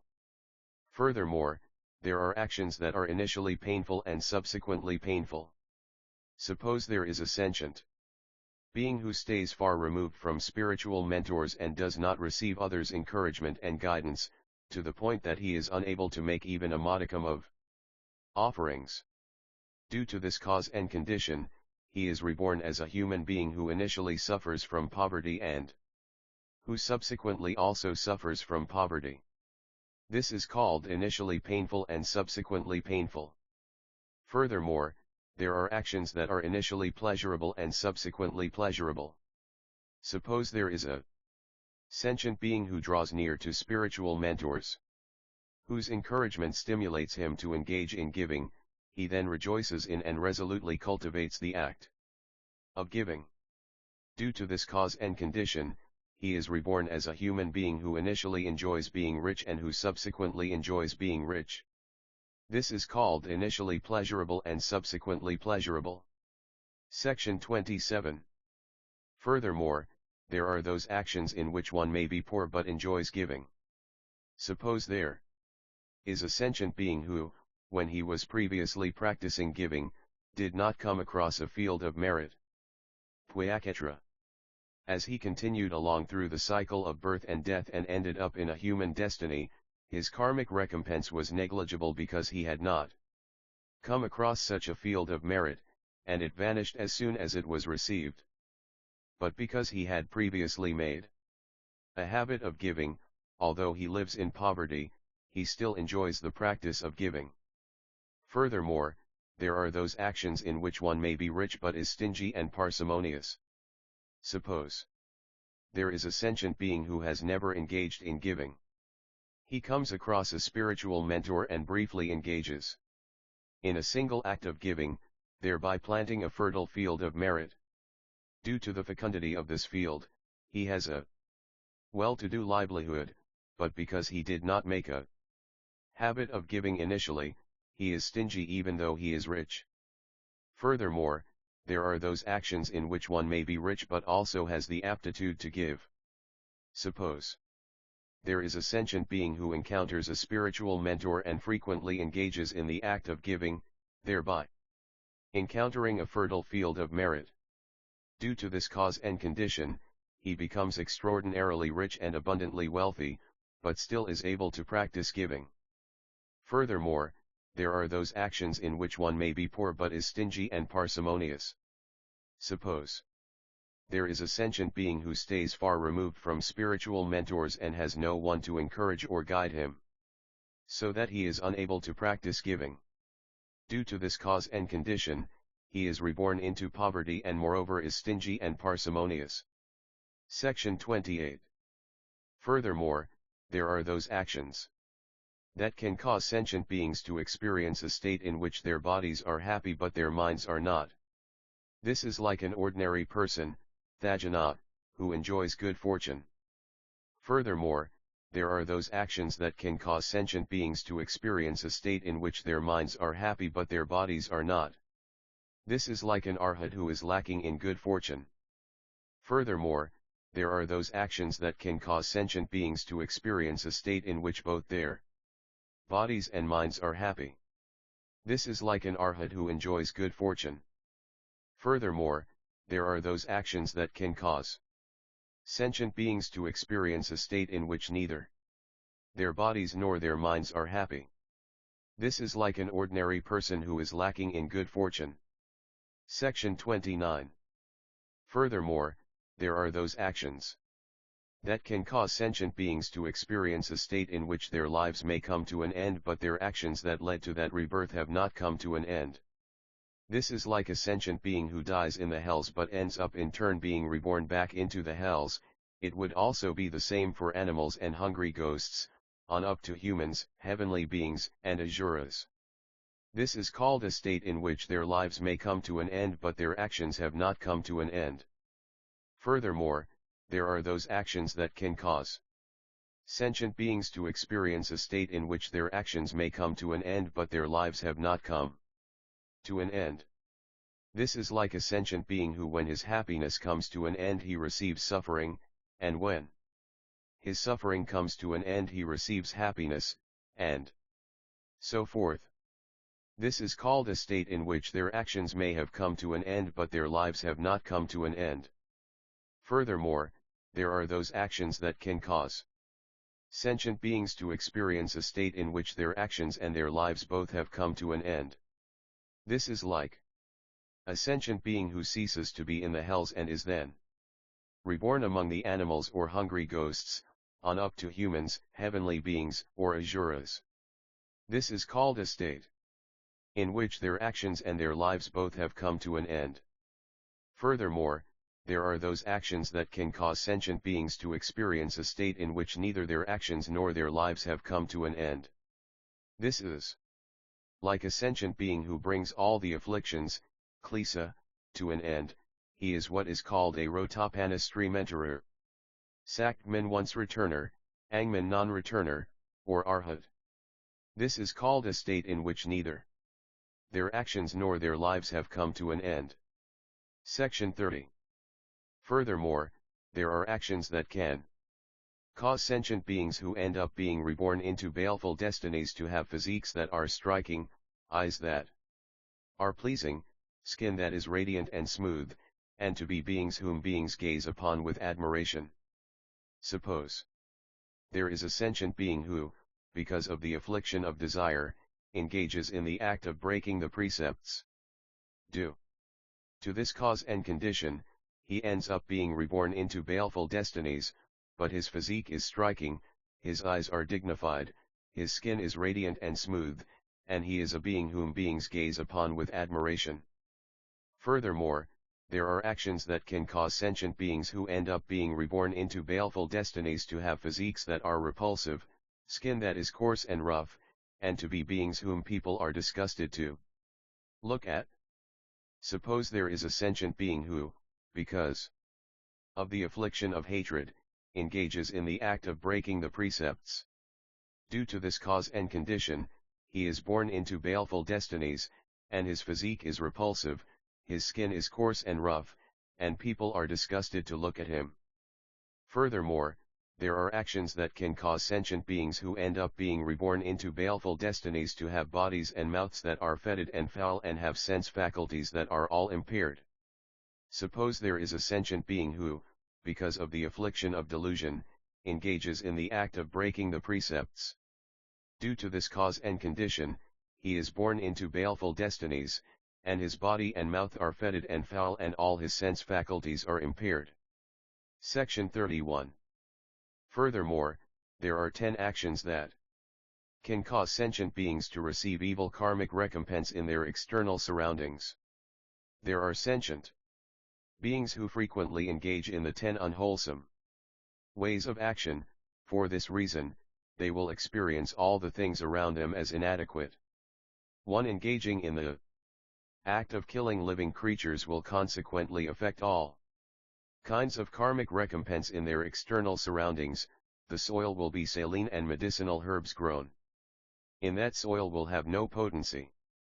2. Engaging in the act of stealing will consequently create in their external surroundings frost and hail, plagues of grasshoppers, locusts, and insects, and so forth, which will bring famine to the world.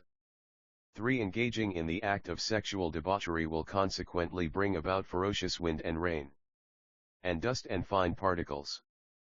4. Engaging in the act of lying will consequently cause the external things surrounding them to all be fetid and foul.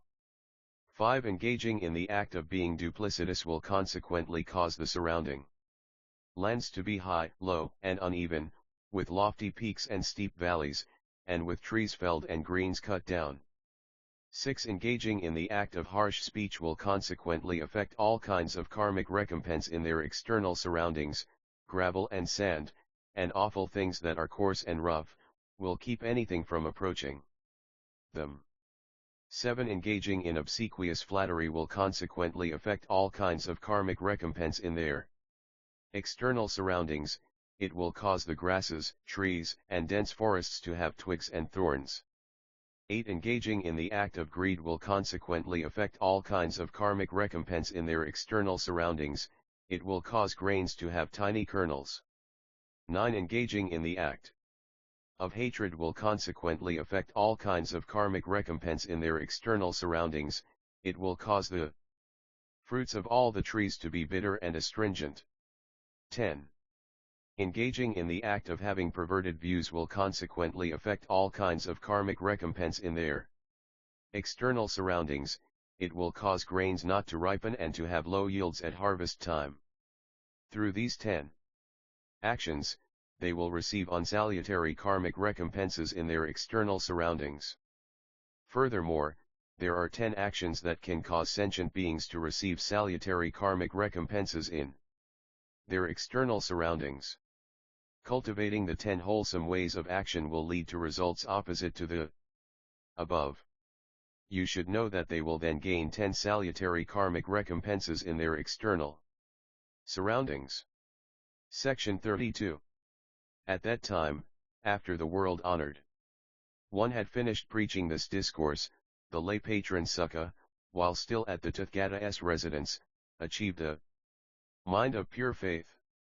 Sukha then prostrated in homage before the Buddha and said, I now request that the Buddha return to the city of Ravasthanwan, and come to the home of my father, the patron Dadhiya, for I want my father, and all sentient beings, to be able to pass the entire evening peacefully by hearing a reiteration of this Stradot. At that time, world-honored one, in order to bring benefit to them, assented silently to his request. At that time, Sukha heard what the Buddha had preached, greatly rejoicing, he prostrated in homage before the Buddha and withdrew. Secrets on cultivating the Mind 1-2. Section 1. The 3 realms of existence are blazing in affliction as if they were a house on fire. How can you bear to tarry here and complacently undergo such extended suffering? If you wish to avoid wandering on in Sasra, there is no better way than to seek Buddhahood. If you want to seek Buddhahood, the Buddha is the mind, so how can you search for the mind in the far distance? It is not outside the body. The physical body is a phantom, for it is subject to birth and death. The true mind is like space, for it is uninterrupted and immutable. Therefore, it is said, these 100 bones will crumble and return to fire and wind. But one thing is eternally numinous and envelopes heaven and earth. Section 2. It is so tragic. People have been deluded for so long. They do not recognize that their own minds are the true Buddhas. They do not recognize that their own natures are the true Dharma. Wanting to search for the Dharma, they still look in the distance for all the sages. Wanting to search for the Buddha, they will not observe their own minds. If they aspire to the path of Buddhahood while obstinately holding to their sense that the Buddha is outside the mind or the Dharma is outside the nature, then even though they pass through kalpas as numerous as dust motes, burning their bodies, charring their arms, crushing their bones and exposing their marrow, or else writing straws with their own blood, never lying down to sleep, eating only once at the early morning offering, or even reading through the doctrines of the entire canon and cultivating all sorts of ascetic practices, it is like trying to make rice by boiling sand, it will only add to their tribulation. If they would only understand their own minds, then approaches to Dharma as numerous as the sands of the Ganges and uncountable sublime meanings would all be gained without seeking them. As the world-honored one said, I see that all sentient beings everywhere are endowed with a Tathagata's wisdom and marks of virtue. He also said, sentient beings illusory guises all take shape in the sublime mind of the Tathagata's consummate enlightenment. Consequently, you should know that outside this mind there is no Buddhahood that can be attained. Section 3. All the Buddhas of the past were merely persons who understood their minds. All the saints and sages of the present are likewise merely persons who have cultivated their minds. All religious cultivators in the future will rely on this Dharma as well. I hope all of you who cultivate the path will never search outside. The nature of the mind is untainted, it is originally consummate and complete in and of itself. If you will only leave behind false conditioning, you will be a such like Buddha, viz., the Dharmakya Buddha. Section 4. Question: if you say that the Buddha nature exists in the body right now, then, since it is in the body, it is not separate from us ordinary persons. So why can we not now see this Buddha nature? Please explain this further so that we may understand. Chinul, it is in your body, but you do not see it. Ultimately, what is that thing that during the 12 time periods of the day knows hunger and thirst, cold and heat, anger and joy? Now, this physical body is a construct of the 4 conditioning elements of earth, water, fire, and wind. Since this matter is passive and insentient, how can it see, hear, sense, and know? That which is able to see, hear, sense, and know is perforce your Buddha nature. For this reason, Linji Yuxuan said, the 4 great elements do not know how to expound the Dharma or listen to the Dharma. Empty space does not know how to expound the Dharma or listen to the Dharma. It is only that formless thing, clearly and brightly shining all by itself, that knows how to expound the Dharma or listen to the Dharma. This formless thing is both the Dharma seal of all the Buddhas and your original mind. Section 5. It is the Buddha nature that exists in your body right now, why in vain do you search for it outside? In case you cannot accept this, I will mention some of the events surrounding a few of the ancient sages' entrances onto the way. These should allow you to resolve your doubts. Listen carefully and try to have faith. Once long ago, a king who held heterodox views asked the Venerable Bharati, "What is the Buddha?" The Venerable One answered, "Seeing the nature is the Buddha." The king asked, "Has the master seen the nature yet, or not?" The Venerable One answered, "Yes, I have seen the Buddha nature." Where is the Buddha nature? This nature is present when we're acting. During which actions? I don't see it now. It appears in this present action, but your Majesty just doesn't see it. But do I have it too, or not? If your Majesty performs actions, there are none in which it is not present.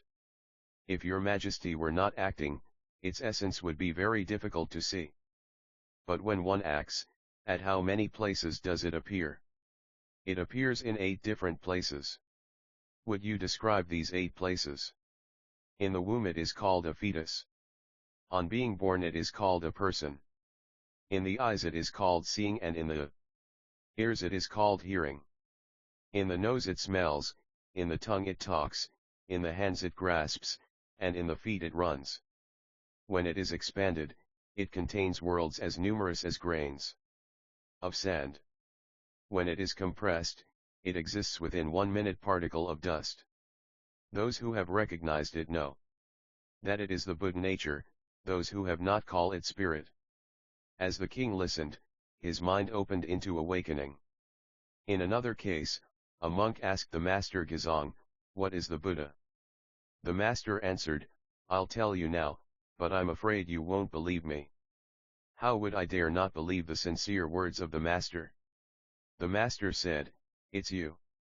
How can I maintain it? If there is the slightest bit of dust in your eyes, flowers in the sky will fall profusely." The monk heard this and understood. Section 6. These stories I have just told about the sages of old entering the way are clear and simple, they do not strain the powers of comprehension. If you gain a bit of faith and understanding from these cases, Kangen, you will be walking hand in hand with the sages of old. Section 7. Question: you talk about seeing the nature. But if one has truly seen the nature, one becomes an enlightened sage and, unlike other people, should be able to manifest the 6 superpowers, s abhij, k sintong, and the transformations of form, s parama, k pinhui. How is it, then, that among those who cultivate the mind nowadays, there is not a single person who exhibits these superpowers and transformations of form? Section 8. Chinul, you should not utter absurdities lightly. To be unable to differentiate the perverse from the noble is to be a deluded and confused person. Nowadays, you people who are training on the path chat about truth with your mouths, but your minds cower from it in discouragement and end up falling into the error of underestimating yourselves by presuming that you do not share in the Buddha nature. This is why you have doubts. You train on the way but do not know the proper sequence of practice. You talk about truth but do not distinguish the root from the branches. This is called perverse view, it is not called cultivation. You are not only deceiving yourselves, you are deceiving others, too. How can you not be on your guard against this? Section 9. Now, there are many approaches for entering the way, but if we explain their gist, they are all subsumed under the twofold approach of sudden awakening followed by gradual cultivation. Although some have advocated sudden awakening and simultaneous sudden cultivation, this is the entrance for people of extraordinary spiritual faculties. If you were to probe their pasts, you would see that already for many lifetimes their cultivation has been based on the insights gained in a previous awakening. After sustained gradual suffusion, now, in this lifetime, these people hear the Dharma and awaken. In one moment their practice is brought to a sudden conclusion. But if we try to explain this according to the facts, then this capacity for sudden awakening/sudden cultivation is also the result of an initial sudden awakening and its subsequent gradual cultivation. Consequently, this twofold approach of sudden awakening and gradual cultivation is the track followed by thousands of sages. Hence, there were none of the sages of old who did not first have an awakening, subsequently cultivated, and, as a result of that cultivation, finally gain realization. The superpowers and transformations of form to which you refer appear because of the gradual suffusion of cultivation based on an initial awakening. It is not that they appear simultaneously with that awakening. Section 10. As it is said in the Sutras, the principle is awakened to suddenly, and is forged in accordance with this awakening. Phenomena cannot be removed suddenly, they are brought to an end sequentially. For this reason, Gaifeng Zongmai, in a profound explanation of the meaning of initial awakening followed by subsequent cultivation, said, we may know that a frozen pond is entirely water, but the sun's heat is necessary to melt it. We may awaken to the fact that an ordinary person is a Buddha, but the power of Dharma is necessary for it to permeate our cultivation. When that pond's ice has melted, the water flows freely and we can then use its efficacy for irrigation and cleaning. When delusion is extinguished, the mind will become numinous and dynamic and, in response, will make manifest its function of penetrating illumination. These quotations should make it clear that the ability to manifest superpowers and transformations of form in the phenomenal sphere cannot be perfected in a day, these are made manifest through gradual permeation. Moreover, in the case of accomplished persons, superpowers in the phenomenal sphere are like eerie apparitions, they are only ancillary byproducts of sanctity. Although sages might display them, they do not place any importance on them. Nowadays, deluded and ignorant people wrongly assume that one moment of awakening manifests in turn incalculable sublime functions, as well as magic and miracles. This is the sort of understanding to which I was referring when I said that you do not know the proper sequence of practice and do not distinguish the root from the branches. To seek the way to Buddhahood while not knowing the proper sequence of practice or distinguishing the root and the branches is like trying to insert a square peg into a round hole. How is this not a grave mistake? Section 11. Since they do not know of any expedients, they consequently hesitate, presuming they have reached a sheer precipice, and allow themselves to cower and back away in discouragement. Alas, many are those who have thus broken their ties with the spiritual lineage of the Buddhas. Since they neither understand for themselves nor believe that others have had any experience of the understanding awakening, when they see someone without superpowers they act insolently, ridiculing the saints and insulting the sages. This is really quite pitiful. Section 12.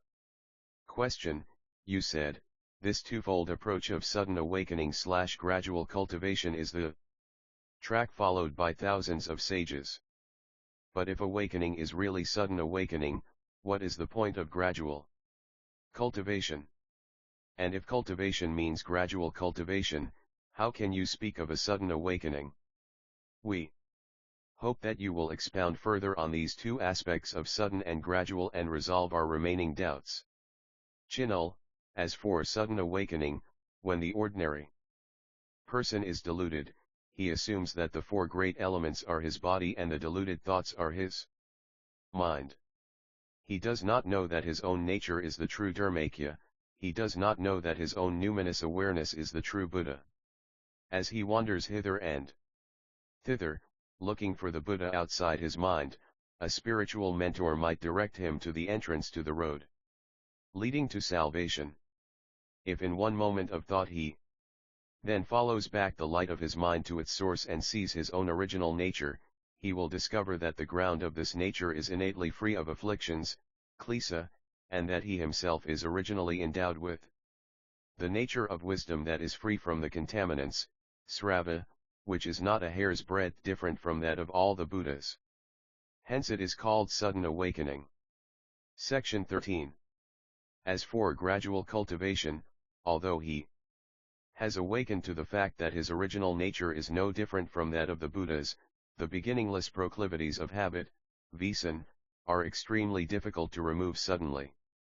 Therefore he must continue to cultivate. While relying on this awakening so that this efficacy of gradual suffusion is perfected, he constantly nurtures the embryo of sanctity, and after a long time he becomes a sage. Hence, it is called gradual cultivation. It is like the maturation of an infant. From the day of its birth, an infant is endowed with all its faculties, just like any other human being, but its physical capacities are not yet fully developed. It is only after the passage of many months and years that it will finally mature into an adult. Section 14. Question: through what expedience is it possible in one moment of thought to trace back the radiance of one's sense faculties and awaken to the self-nature? Chinul, the numinous awareness is just your own mind. What other expedients do you need? If you think you need expedients in order to seek understanding, you are like a person who, because he does not see his own eyes, assumes that he has no eyes and decides to figure out some other way to see. But since he does in fact have his own eyes, how else is he supposed to see? If he realizes that in fact he has never lost his eyes, this is then the same as seeing his eyes, and he no longer would try to find a way to see. How then would he have any thoughts that he could not see? Your own numinous awareness is exactly the same. Since it is your own mind, how else are you going to understand? If you seek some other way to understand, you will never succeed in understanding. Simply knowing that there is nothing you need to understand is in fact seeing the nature. Section 15. Question: when a truly gifted person hears the Dharma, he understands easily. Average and inferior persons, however, are not without doubt and confusion. Would you explain some expedients that will enable the deluded to gain access to enlightenment? Chinul, the path is not related to knowing or not knowing. You should get rid of the mind that clings to its delusion and waits for enlightenment to occur, and listen to my words. Since all dharmas are like dreams or conjuring tricks, deluded thoughts are originally calm and the dusty sense spheres are originally void. At the point where all dharmas are void, the numinous awareness is unobscured. That is, this mind of void and calm, numinous awareness is your original face, K. Pali. Manmak. It is also the Dharma seal transmitted without a break by all the Buddhas of the three time periods, the successive generations of patriarchs and teachers, and the spiritual mentors of this world. If you awaken to this mind, then this is truly what is called not climbing the rungs of a ladder. You ascend straight to the stage of Buddhahood, and each step transcends the three realms of existence. Returning home, your doubts will be instantly resolved, and you will become the teacher of humans and divinities. Equipped with both compassion and wisdom and fully endowed with the twofold benefit of oneself and others, you will be worthy of receiving the offerings of humans and divinities. Each day you can use 10,000 taels of gold without incurring any debt. If you can do this, you will truly be a great man who will indeed have finished the tasks of this life. Section 16. Question: for people like us, what is this mind of void and calm, numinous awareness? Chinul, what has just asked me this question is precisely your mind of void and calm, numinous awareness. Why don't you trace back its radiance rather than looking for it outside? For the benefit of people like you, I will now point straight to your original mind so that you can awaken. You should clear your minds and listen to my words. From morning to evening, throughout the 12 periods of the day, during all your actions and activities. Whether you are hearing or seeing, laughing or talking, angry or happy, engaging in propriety or impropriety, speak. Ultimately, who is it that is able to perform all these actions? Section 17. If you say that it is the physical body that is acting, then at the moment when a person's life comes to an end, even though the body has not yet decayed, how is it that the eyes cannot see, the ears cannot hear, the nose cannot smell, the tongue cannot talk, the body cannot move, the hands cannot grasp, and the feet cannot run? You should know that what is capable of seeing, hearing, moving, and acting is perforce your original mind, it is not your physical body. Furthermore, the four elements that make up the physical body are by nature empty. They are like reflections in a mirror or the moon's reflection in water. How can they be clear and constantly aware, always bright and never obscured, and, when stimulated, be able to put into operation sublime functions as numerous as the sands of the Ganges? For this reason it is said, Superpowers and sublime functions are drawing water and carrying firewood. Section 18. Now, there are many points at which to access the principle. I will point out one approach that will allow you to return to the source. Chinul, do you hear the sounds of that crow cawing and that magpie calling? Student, yes. Chinul, trace them back and listen to your hearing nature. Are there many sounds there? Student, at that place, all sounds and discriminations are unascertainable. Chinul, marvelous. Marvelous. This is Avalokitesvara's gateway for accessing the principle. Let me ask you again. You said, at that place, all sounds and discriminations are unascertainable. But since they are unascertainable, at such a time isn't the hearing nature just void? Student, originally it is not void. It is ever bright and never obscured. Chinul, what is this essence that is not void? Student, as it has no form or shape, it is ineffable. Chinul, this is the life force of all the Buddhas and Patriarchs, have no further doubts. Section 19. Since it has no form or shape, how can it be either large or small? Since it is neither large nor small, how can it have any boundaries?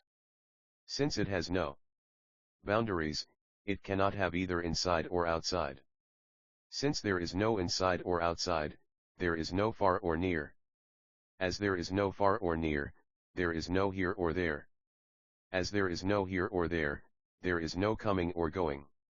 As there is no coming or going, there is no birth or death.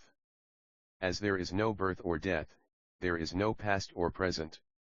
As there is no past or present, there is no delusion or awakening.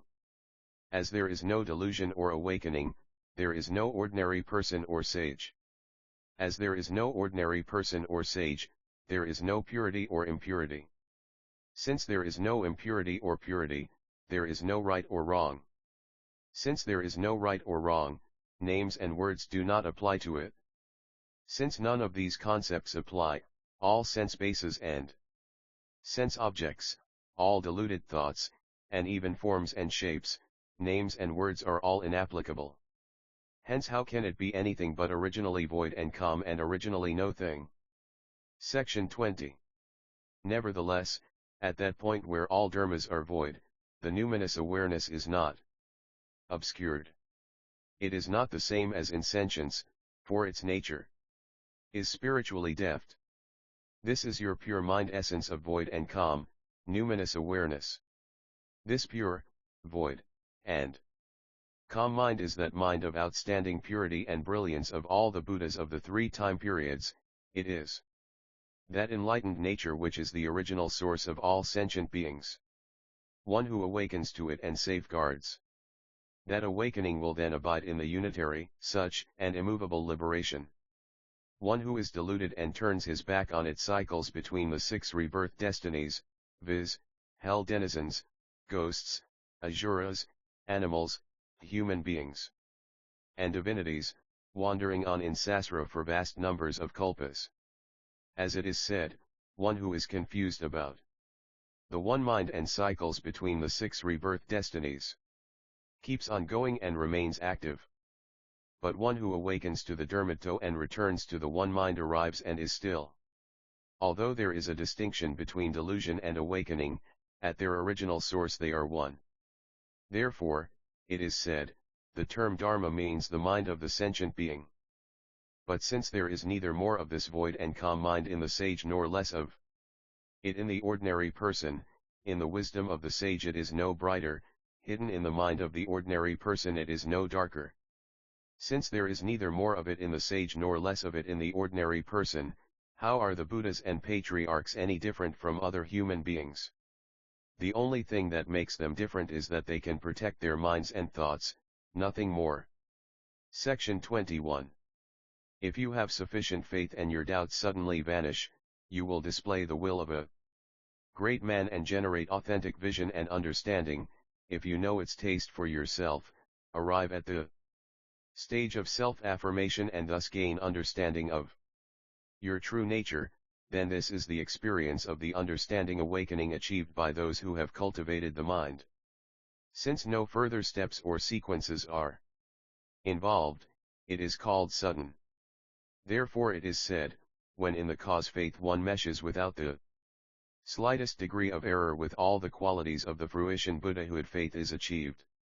Section 22. Question: since one awakens to this principle, no further steps or sequences are involved. Why then do you presume that there is subsequent cultivation, gradual suffusion, and gradual achievement?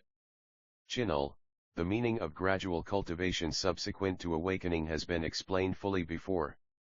But since your doubts persist, it seems that I will have to explain it again. You should clear your minds and listen carefully. For vast numbers of kalpas without beginning, up to today, ordinary persons have cycled between the 5 rebirth destinies, coming and going between birth and death. They obstinately cling to conceptions of self and, over a long period of time, they have created their natures out of false thoughts, inverted views, ignorance, and various proclivities of habit.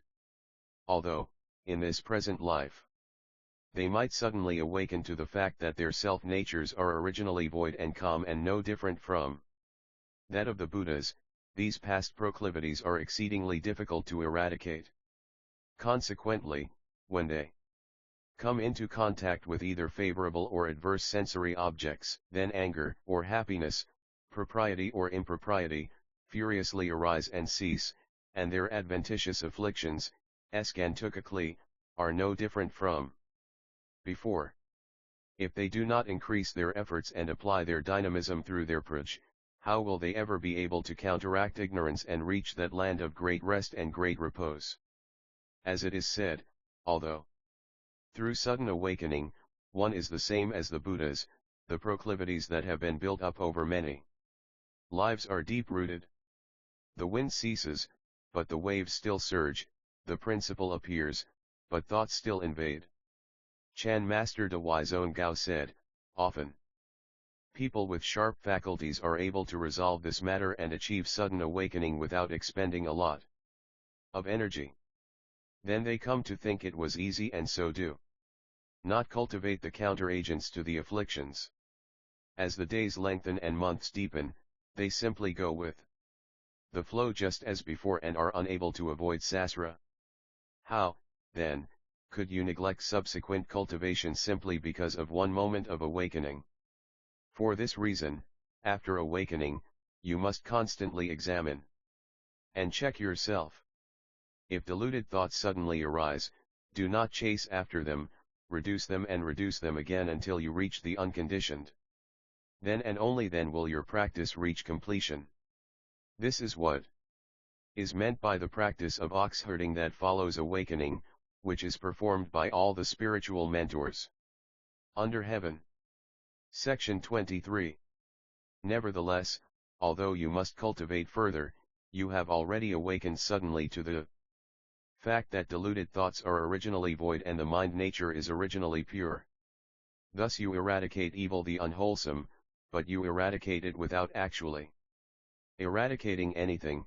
You cultivate the good, the wholesome, but you cultivate it without actually cultivating anything. This is true cultivation and true eradication. For this reason Gaifeng Zongmai said, although one may be prepared to cultivate the manifold practices of the Bodhisattva, no thought is the source of them all.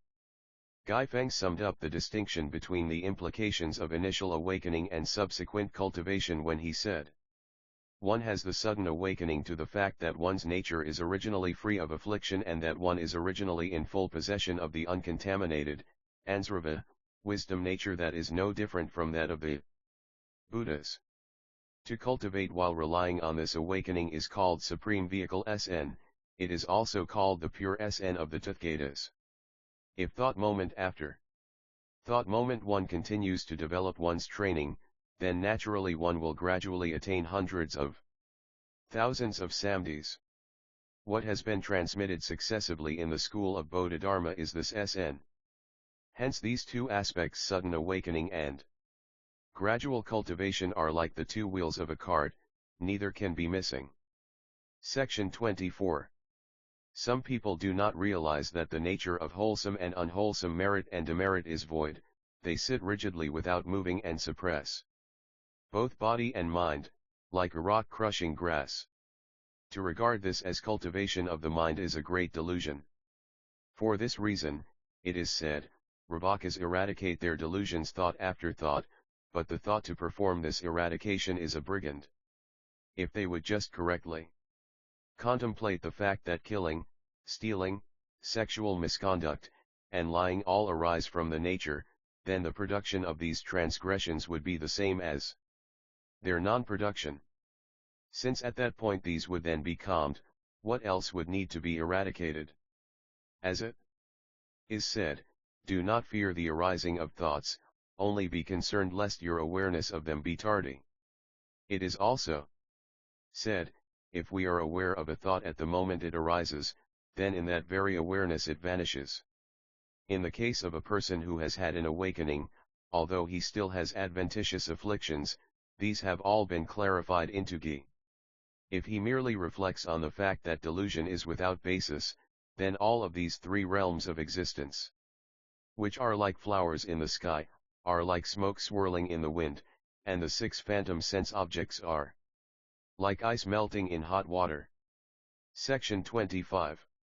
If thought moment after thought moment he continues to train in this manner, does not neglect his attentiveness, and maintains samdhi and prajna equally, then lust and hatred will naturally fade away, and compassion and wisdom will naturally increase in brightness, deleterious actions will naturally cease, and meritorious practices will naturally multiply. When afflictions are exhausted, birth and death are brought to an end. When the subtle streams of afflictions are forever cut off, the great wisdom of consummate enlightenment subsists brilliantly of itself. Then he will be able to manifest billions of transformation bodies in all the lands of the 10 directions, following his inspiration, and responding in accordance with the faculties of sentient beings. His responsiveness will be unlimited, like the moon in the 9 emporia of the sky reflecting in 10,000 pools of water. He will be able to ferry across all sentient beings with whom he has affinities. He will be happy and worry-free. Such a person is called a greatly enlightened world-honored one. Section 26. Question: in the approach of subsequent cultivation, we really do not yet understand the meaning of maintaining samdhi, concentration, and prajna, wisdom, equally. Would you please expound further on this point in detail, so that we may free ourselves of our delusion and be guided to the gates to liberation? Chinul, if we were to consider these two dharmas and their attributes, of the thousands of approaches for accessing the principle, there are none that do not involve samdhi and prajna. Taking into account only their essentials, from the standpoint of the self-nature, they then are characterized as the two aspects of essence and function. This is what I have previously called the void and calm, numinous awareness. Samdhi is the essence. Prajna is the function. Because prajna is the functioning of the essence, prajna is not separate from samdhi. Because samdhi is the essence of the function, samdhi is not separate from prajna. Because where there is samdhi there is prajna, samdhi is calm yet constantly aware. Because where there is prajna there is samdhi, prajna is aware yet constantly calm. As Kaoki the 6th Patriarch Huineng said, the mind ground that is free from disturbance is the samdhi of the self-nature. The mind ground that is free from delusion is the prajna of the self-nature. If you understand in this wise, naturally in all situations you will be calm and aware. When restraint and reflection, the characteristics of samdhi and prajna, respectively, are non-dual, this is then the Sutton School adepts' joint cultivation of samdhi and prajna. Section 27. If you claim, initially control conditioned thoughts with calmness and subsequently control dullness with alertness, these initial and subsequent counteractive techniques subdue both dullness and agitation, and one thereby will access quiescence. This is samdhi and prajna as practiced by those of inferior faculties in the gradual school. Although this approach Also claims that alertness and calmness should be maintained equally. It cannot avoid clinging to stillness as its practice. How then will it enable those who would understand this matter never to leave the fundamental calm and fundamental awareness and to cultivate concurrently samadhi and prajna naturally in all situations? As Kaoki said, the practice of awakening oneself has nothing to do with disputation. If you argue about what comes first and last, you are a deluded person. Section 28. In the case of an accomplished person, the meaning of maintaining samadhi and prajna equally does not involve any specific activity. He is inherently spontaneous and unconcerned about place or time. When seeing forms or hearing sounds, he is just so. When wearing clothes or eating food, he is just so. When defecating or urinating, he is just so. When talking with people, he is just so. And even when walking, standing, sitting, and lying down, whether speaking or keeping silent, whether joyful or angry, at all times, he is just so. Like an empty boat riding on the waves, following the crests and troughs, or like a torrent flowing through the mountains, following the bends and straits, in all his thoughts he remains nescient. Today, he is at peace naturally in all situations without hindrances or constraints.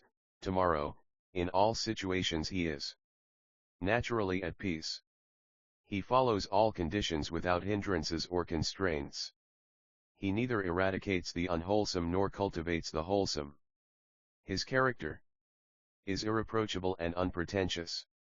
Since his seeing and hearing have returned to normal, then there are no sense objects with which to come in contact. Why would he need to bother with efforts at effacement? He has not a single thought that creates passion, so he need not make a pretense of forgetting all conditioning. Section 29. But hindrances are formidable and habits are deeply ingrained. Contemplation is weak and the mind drifts. The power of ignorance is great, but the power of prajna is small. When he comes in contact with wholesome and unwholesome sense objects, he still cannot avoid alternately being either affected by them or remaining at rest, and since the mind is neither tranquil nor content, he cannot but work both at forgetting all conditioning and at effacement. As it is said, when the six sense bases are absorbed in the object of meditation and the mind no longer responds to the conditioning, we call this samadhi. When the mind and the sense spheres are both void and the mirror of the mind shines without obscuration, we call this prajna.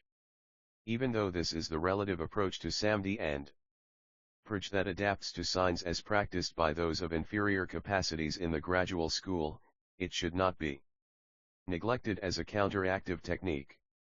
If restlessness and agitation are intense, then first, through the approach of samadhi, use the principle to absorb the distraction. For when the mind does not respond to the environment/conditioning, it will be in conformity with original calmness. If dullness and torpor are especially heavy, then next use the approach of prajna to investigate dharmas critically and contemplate their voidness, for when the mirror of the mind shines without obscuration, it will be in conformity with the original awareness. Control distracting thoughts with samadhi. Control blankness with prajna. When activity and stillness both disappear, the act of counteraction will be finished. Then, even while one is in contact with sense objects, thought after thought returns to the source. Even while one is in contact with conditions, every mental state is in conformity with the path. Naturally in all situations, samadhi and prajna are concurrently cultivated until finally one becomes a person without any concerns. When this is so, this then truly can be called maintaining samadhi and prajna equally, and one will have clearly seen the Buddha nature. Section 30. Question: according to your assessment, during the cultivation that follows awakening, there are two types of samadhi and prajna that are to be maintained equally. First, the absolute samadhi and prajna of the self-nature. Second, the relative samadhi and prajna that adapts to signs. The self-nature approach was said to mean naturally in all situations he will be calm and aware. He is inherently spontaneous. There are no sense objects with which to come in contact. Why would he need to bother with efforts at effacement? He has not a single thought that creates passion, so he need not make a pretense of forgetting all. Conditioning. Your assessment was that this was the sudden school adept's equal maintenance of samdhi and prajna that never leaves the self-nature. The relative approach that adapts to signs was said to mean, stay in accord with principle to absorb distraction, and investigate dharmas critically and contemplate their voidness. One subdues both dullness and agitation, and one thereby will access the unconditioned. But your assessment was that this was the practice for those of inferior faculties in the gradual school. We are not yet free of doubts about these two approaches to samdhi and prajna. Section 31. Would you say that a person's practice should first rely on the self-nature type by cultivating samdhi and prajna concurrently, and then subsequently make further use of the countermeasures of the relative approach that adapts to signs? Or should one first rely on the relative type that adapts to signs, control dullness and agitation, and then subsequently start on the self-nature type? If after initially employing the samdhi and prajna of the self-nature, one is then able to remain calm and aware naturally in all situations, thus rendering the counteractive measures unnecessary, why would one subsequently have to apply the relative type of samdhi and prajna that adapts to signs? It is like a piece of white jade, if it is engraved, its natural beauty will be destroyed. On the other hand, after the initial application of the relative type of samdhi and prajna that adapts to signs, if the work of counteraction is brought to a close and one then progresses onto the self-nature type, this would be little more than the gradual suffusion prior to awakening as practiced by those of inferior faculties in the gradual school. How would you then be able to say that the sudden school's approach of initial awakening and subsequent cultivation makes use of the effortless effort? Section 32. If these two types can both be practiced in that singular moment where there is no sequence of before and after via sudden awakening/sudden cultivation, there then would have to be some distinction between the respective suddenness and gradualness of these two types of samdhi and prajna, so how could they both be cultivated simultaneously? The sudden school adept relies on the self-nature type and eschews effort naturally in all situations. Students of inferior capacity in the gradual school cling to the relative type that adapts to signs and exert themselves in applying countermeasures. The respective capacities of these two approaches are different. As regards their suddenness and gradualness, their superiority and inferiority are obvious. So why is it explained that, in the approach of initial sudden awakening and subsequent gradual cultivation, there are two ways to maintain samdhi and prajna equally? Please help us to understand this and eliminate our doubts. Chinul, the explanation is obvious. Your doubts come only from yourselves. If you try to gain understanding by merely following the words, you will only end up giving rise to doubt and confusion. It is best to get the meaning and forget the words, do not bother scrutinizing them in detail. Now let me assess the cultivation entailed with each of these two approaches to samdhi and prajna. Cultivation of the samdhi and prajna of the self-nature, this type involves the use of the sudden school's effortless effort, in which both are mobilized and both are calmed. Oneself cultivates the self-nature, and oneself completes the path to Buddhahood. Section 33. Cultivation of the relative samdhi and prajna that adapts to signs, this type involves the use of the counteractive measures that are cultivated prior to awakening by those of inferior faculties in the gradual school. Thought moment after thought moment. 1. Eliminates confusion, so this is a practice that clings to stillness. These two approaches differ in their respective suddenness or gradualness, they should not be applied haphazardly. Although the counteractive measures of the relative approach that adapts to signs are also discussed in the approach involving cultivation after awakening, it does not employ in their entirety the practices of Those of inferior faculties in the gradual school. It adopts its expedients, but only as a temporary measure. This is because in the sudden school too there are those whose faculties are superior and those whose faculties are inferior, their baggage kahenni, viz., their characters and comportments cannot be weighed according to a single standard. Section 34.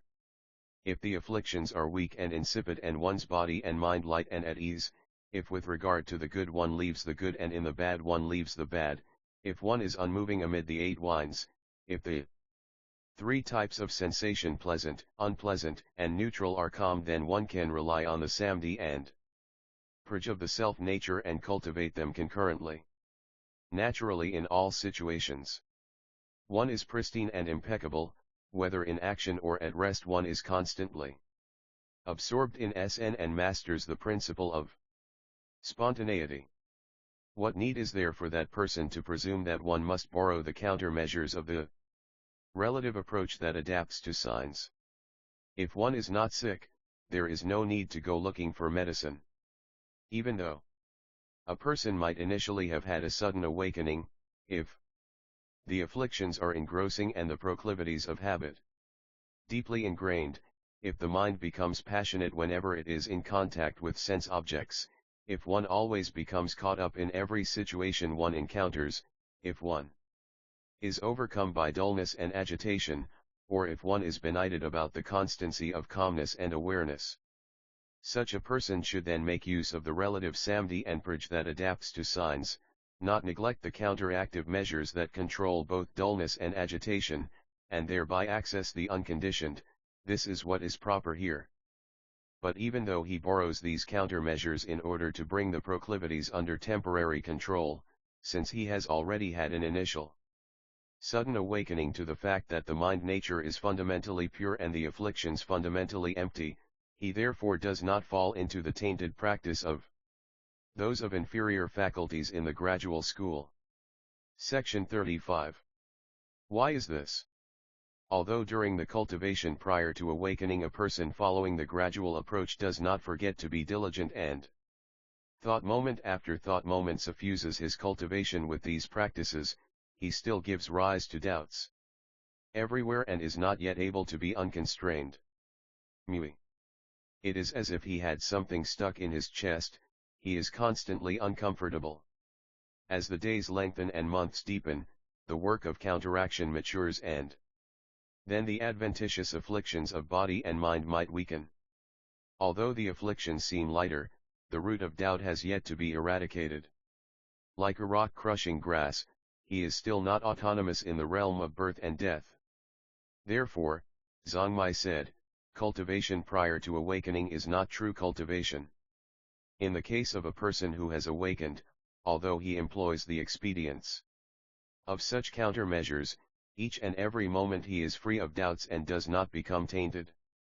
As the days lengthen and the months deepen, he naturally conforms to the nature that is impeccable and sublime. He is naturally calm and aware in all situations. Moment by moment, as he becomes involved in sensory experience in all the sense realms, thought after thought he always eradicates the afflictions, for he is never separate from the self-nature. By maintaining samdhi and praj equally, he perfects supreme bodhi and is no different from those of superior faculties mentioned previously. Thus, although the relative samdhi and praj that adapts to signs is a practice for those of inferior faculties in the gradual school, for the person who has had an awakening it can be said that this is a practice in which iron has been transmuted into gold. If you understand in this wise, then how can you have this doubt, namely, the discriminative view that a sequence or progression is involved in the practice of these two approaches to samdhi and praj? Section 36. I hope that all cultivators of the path will study these words carefully. You must have no further suspicious doubts or else you will naturally end up backsliding. If you have the will of a great man and seek supreme bodhi, what will you do if you abandon this approach? Do not grasp at the words, you must instead directly grasp the meaning, at every point return to yourselves, and stay in accord with the original guiding principle. Then the wisdom that cannot be learned from any master will naturally appear, and that impeccable principle will be clear and unobscured. The perfection of the wisdom body does not come from any other awakening. Even so, while this sublime truth applies to everyone, unless one starts from the beginning with the omniscient wisdom of Praj, the core vessel of the Mahina, you will not be able to produce right faith in a single moment of thought. And how can this merely lead to a lack of faith? You will also end up slandering the Dharma and will finally invite punishment in the interminable hell, Avsinarika. This happens all too frequently. But even though you are not yet able to accept this in faith, if it passes through your ears just once, and you feel an affinity with it for even a moment, the efficacy and merit will be incalculable. As it says in the Waksanju, Secrets on Mind Only, hearing the Dharma but not believing it is still cause for the maturation of the seed of Buddhahood. Training on the Buddhist path but not completing it is still merit surpassing that of humans and divinities. But one who does not neglect the right cause for the attainment of Buddhahood, and who, moreover, listens and believes, trains and completes his training, and guards his achievement without forgetting it, how can his merit be calculated? Section 37. If we consider our actions during our past wanderings in Sasra, we have no way of knowing for how many thousands of kalpas we have fallen into the darkness or entered the interminable hell and endured all kinds of suffering. Nor can we know how many times we have aspired to the path to Buddhahood but, because we did not meet with good spiritual friends, remain submerged in the sea of Sasra for many long kalpas. Dark and benighted, performing all sorts of unwholesome actions. Though we may reflect on this once in a while, we cannot imagine the duration of our misery. So how can we relax and suffer again the same calamities as before? Furthermore, we cannot know what prompted us to be born this time as human beings, the guiding spirits of all the myriad things who are not benighted about the road for cultivating truth. Truly, a human birth is as difficult to ensure as a blind turtle surfacing through a hole in a log floating on the sea, or a mustard seed hitting the tip of a needle. How can we possibly express how fortunate we are nowadays, whenever we allow ourselves to cower in discouragement or to become indolent, we should always consider what might come next. In one instant we might happen to lose our lives and fall back into the baleful destiny where we would have to undergo unspeakable suffering and pain. At such a time, although we might want to hear one phrase of the Buddha-dharma, and would be willing to receive and keep it with faithful devotion to ease our misfortune, how would we ever have the chance to encounter it? At that point of crisis, remorse is of utterly no use. I hope that all of you who are cultivating the path will not be heedless, pramda, and will not indulge in greed and lust. As if you were trying to save your head from burning, do not forget to reflect upon this. Death lit, impermanence is swiftly closing in. The body is like the morning dew. Life is like the twilight in the west. Although we are alive today, there is no assurance about tomorrow. You must bear this in mind. You must bear this in mind. Section 38.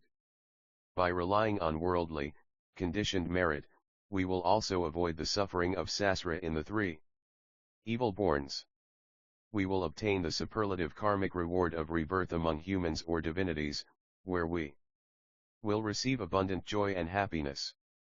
But how much more is this the case if we give rise to faith in this most profound approach to Dharma of the Supreme Vehicle? For only a moment, no simile can convey even the smallest portion of the merit we will achieve.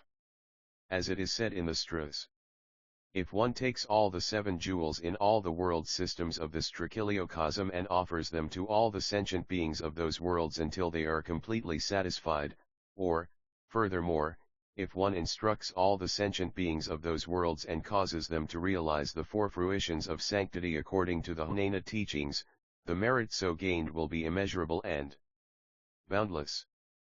But it is not as great as the merit gained from the first recollection of this Dharma of the supreme vehicle of Buddhahood for the period of a single meal. Therefore, we should know that this approach to Dharma of ours is the holiest and most precious of all, its merit is incomparable. As the scriptures say, one thought of right-mindedness is a bodhima. It is better than building 7 jeweled stupas as numerous as the sands of the Ganges. Those bejeweled stupas will ultimately be reduced to dust. But one thought of right-mindedness produces right enlightenment. I hope that all of you who are cultivating the path will study these words carefully and keep them always in mind. If this body is not ferried across to the other shore of nirvana in this lifetime, then for which life are you going to wait? If you do not cultivate now, you will go off in the wrong direction for 10,000 kalpas. But if you practice assiduously now, practices that are difficult to cultivate will gradually become easier, until, finally, meritorious practice will advance of itself. Alas! When starving people today are given princely delicacies, they do not even know enough to put them in their mouths. When they are sick they meet the king of physicians but do not even know enough to take the medicine. If no one asks, "What shall I do? What shall I do?" then what shall I do for him? Section 39. Although the appearances of mundane, conditioned matters can be seen and their effects experienced, if a person succeeds in one matter, everyone praises the rarity of it. The source of this mind of ours has neither shape that can be observed nor form that can be seen, the pathways of words and speech are eradicated. There and the activities of mind are ended.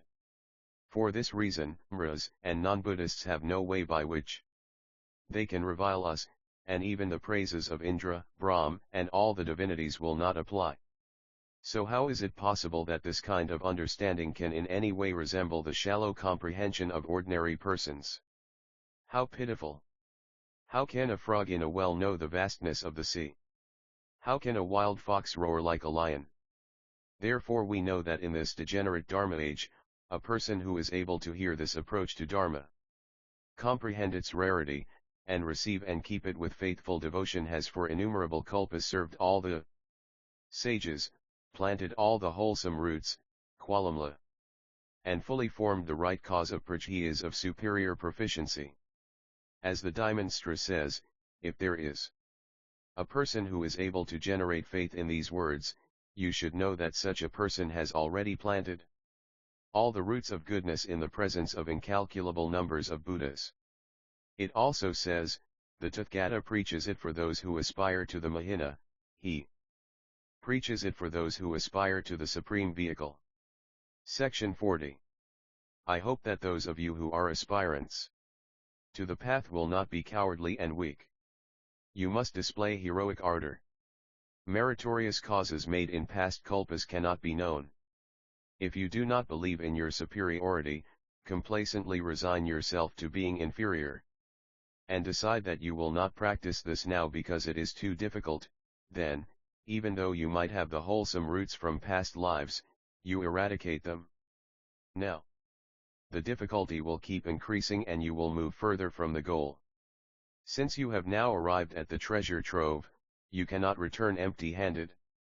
Once you lose a human body, for 10,000 kalpas it will be difficult to recover. Please be careful about this. Knowing that there is a treasure trove, how can a wise person turn back and not look for it, and yet continue to resent bitterly his destitution and poverty? If you want to gain this treasure you must cast aside this skin bag. Verses to the 10 ox herding. Verse 1. Still unherded. Fearsome his horns, unrestrained he snorts. He charges off through the brooks and mountains, the path wending its way into the distance. A dark cloud lies across the mouth of the valley.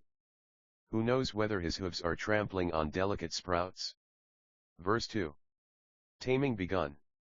I have a straw rope and in a flash it's through his nose, he jerks his head back, suddenly struggling, irritated, he gets more of the switch. Heretofore, his vicious nature has made him hard to discipline. But still the hill country herdsboy reins him in with all his strength. Verse 3. Accepting discipline. Gradually tamed and subdued, he ceases his sudden stampeding. Across streams and through the clouds, he follows in step.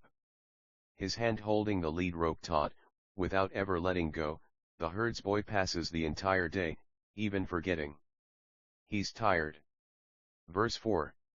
Turning its head. After many days, the training deepens and for the first time its head is turned. His wildness is gradually tamed and made pliant. The hill country herdsboy is still not sure whether his counterpart has fully submitted. He holds the lead rope taut or keeps him tethered. Verse 5. Docile and submissive.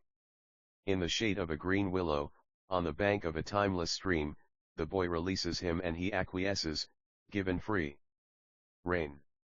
At dusk, with glaucous clouds, in lands with fragrant plants, the herdsboy returns home, without needing to lead him. Verse 6. Free from constraints. The ox sleeps peacefully in the open ground, his mind mollified. Not bothered by switch or whip, he is forever free of restraints. The hill country herdsboy lounges beneath the cyan blue pine, the tune he plays is melodious and brimming with joy. Verse 7. Perfectly natural. Along willowed banks and amid springtime cascades, during twilight's gloaming. A light haze over fragrant grasses, lush greenery all around. When hungry, the ox grazes, when thirsty, he drinks. Passing his time freely. Atop a boulder, the hill country herdsboy is deep in sleep. Verse 8. Paying no heed to one other. The ox, now white, is forevermore amid white clouds, the man pays him no mind, so, too, the ox. The moon shines through white clouds, turning the clouds' shadows white. The white clouds and the bright moon follow their own courses west and east. Verse 9. Alone in the light. With the ox nowhere to be found, the herdsboy is at leisure, a solitary cloud suspended between glaucous peaks. Clapping his hands, he sings loudly in the moonlight, returning home, there is still one more pass to cross. Verse 10. Both vanished. Neither man nor ox is seen, concealed, they have left no traces.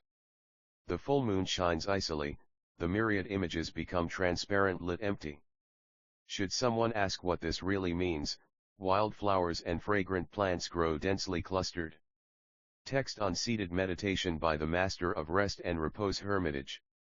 Now, as for the term seated meditation, you must penetrate to the utmost good and should remain ever alert, cut off the thinking process, but without succumbing to laziness and torpor. This is called seated.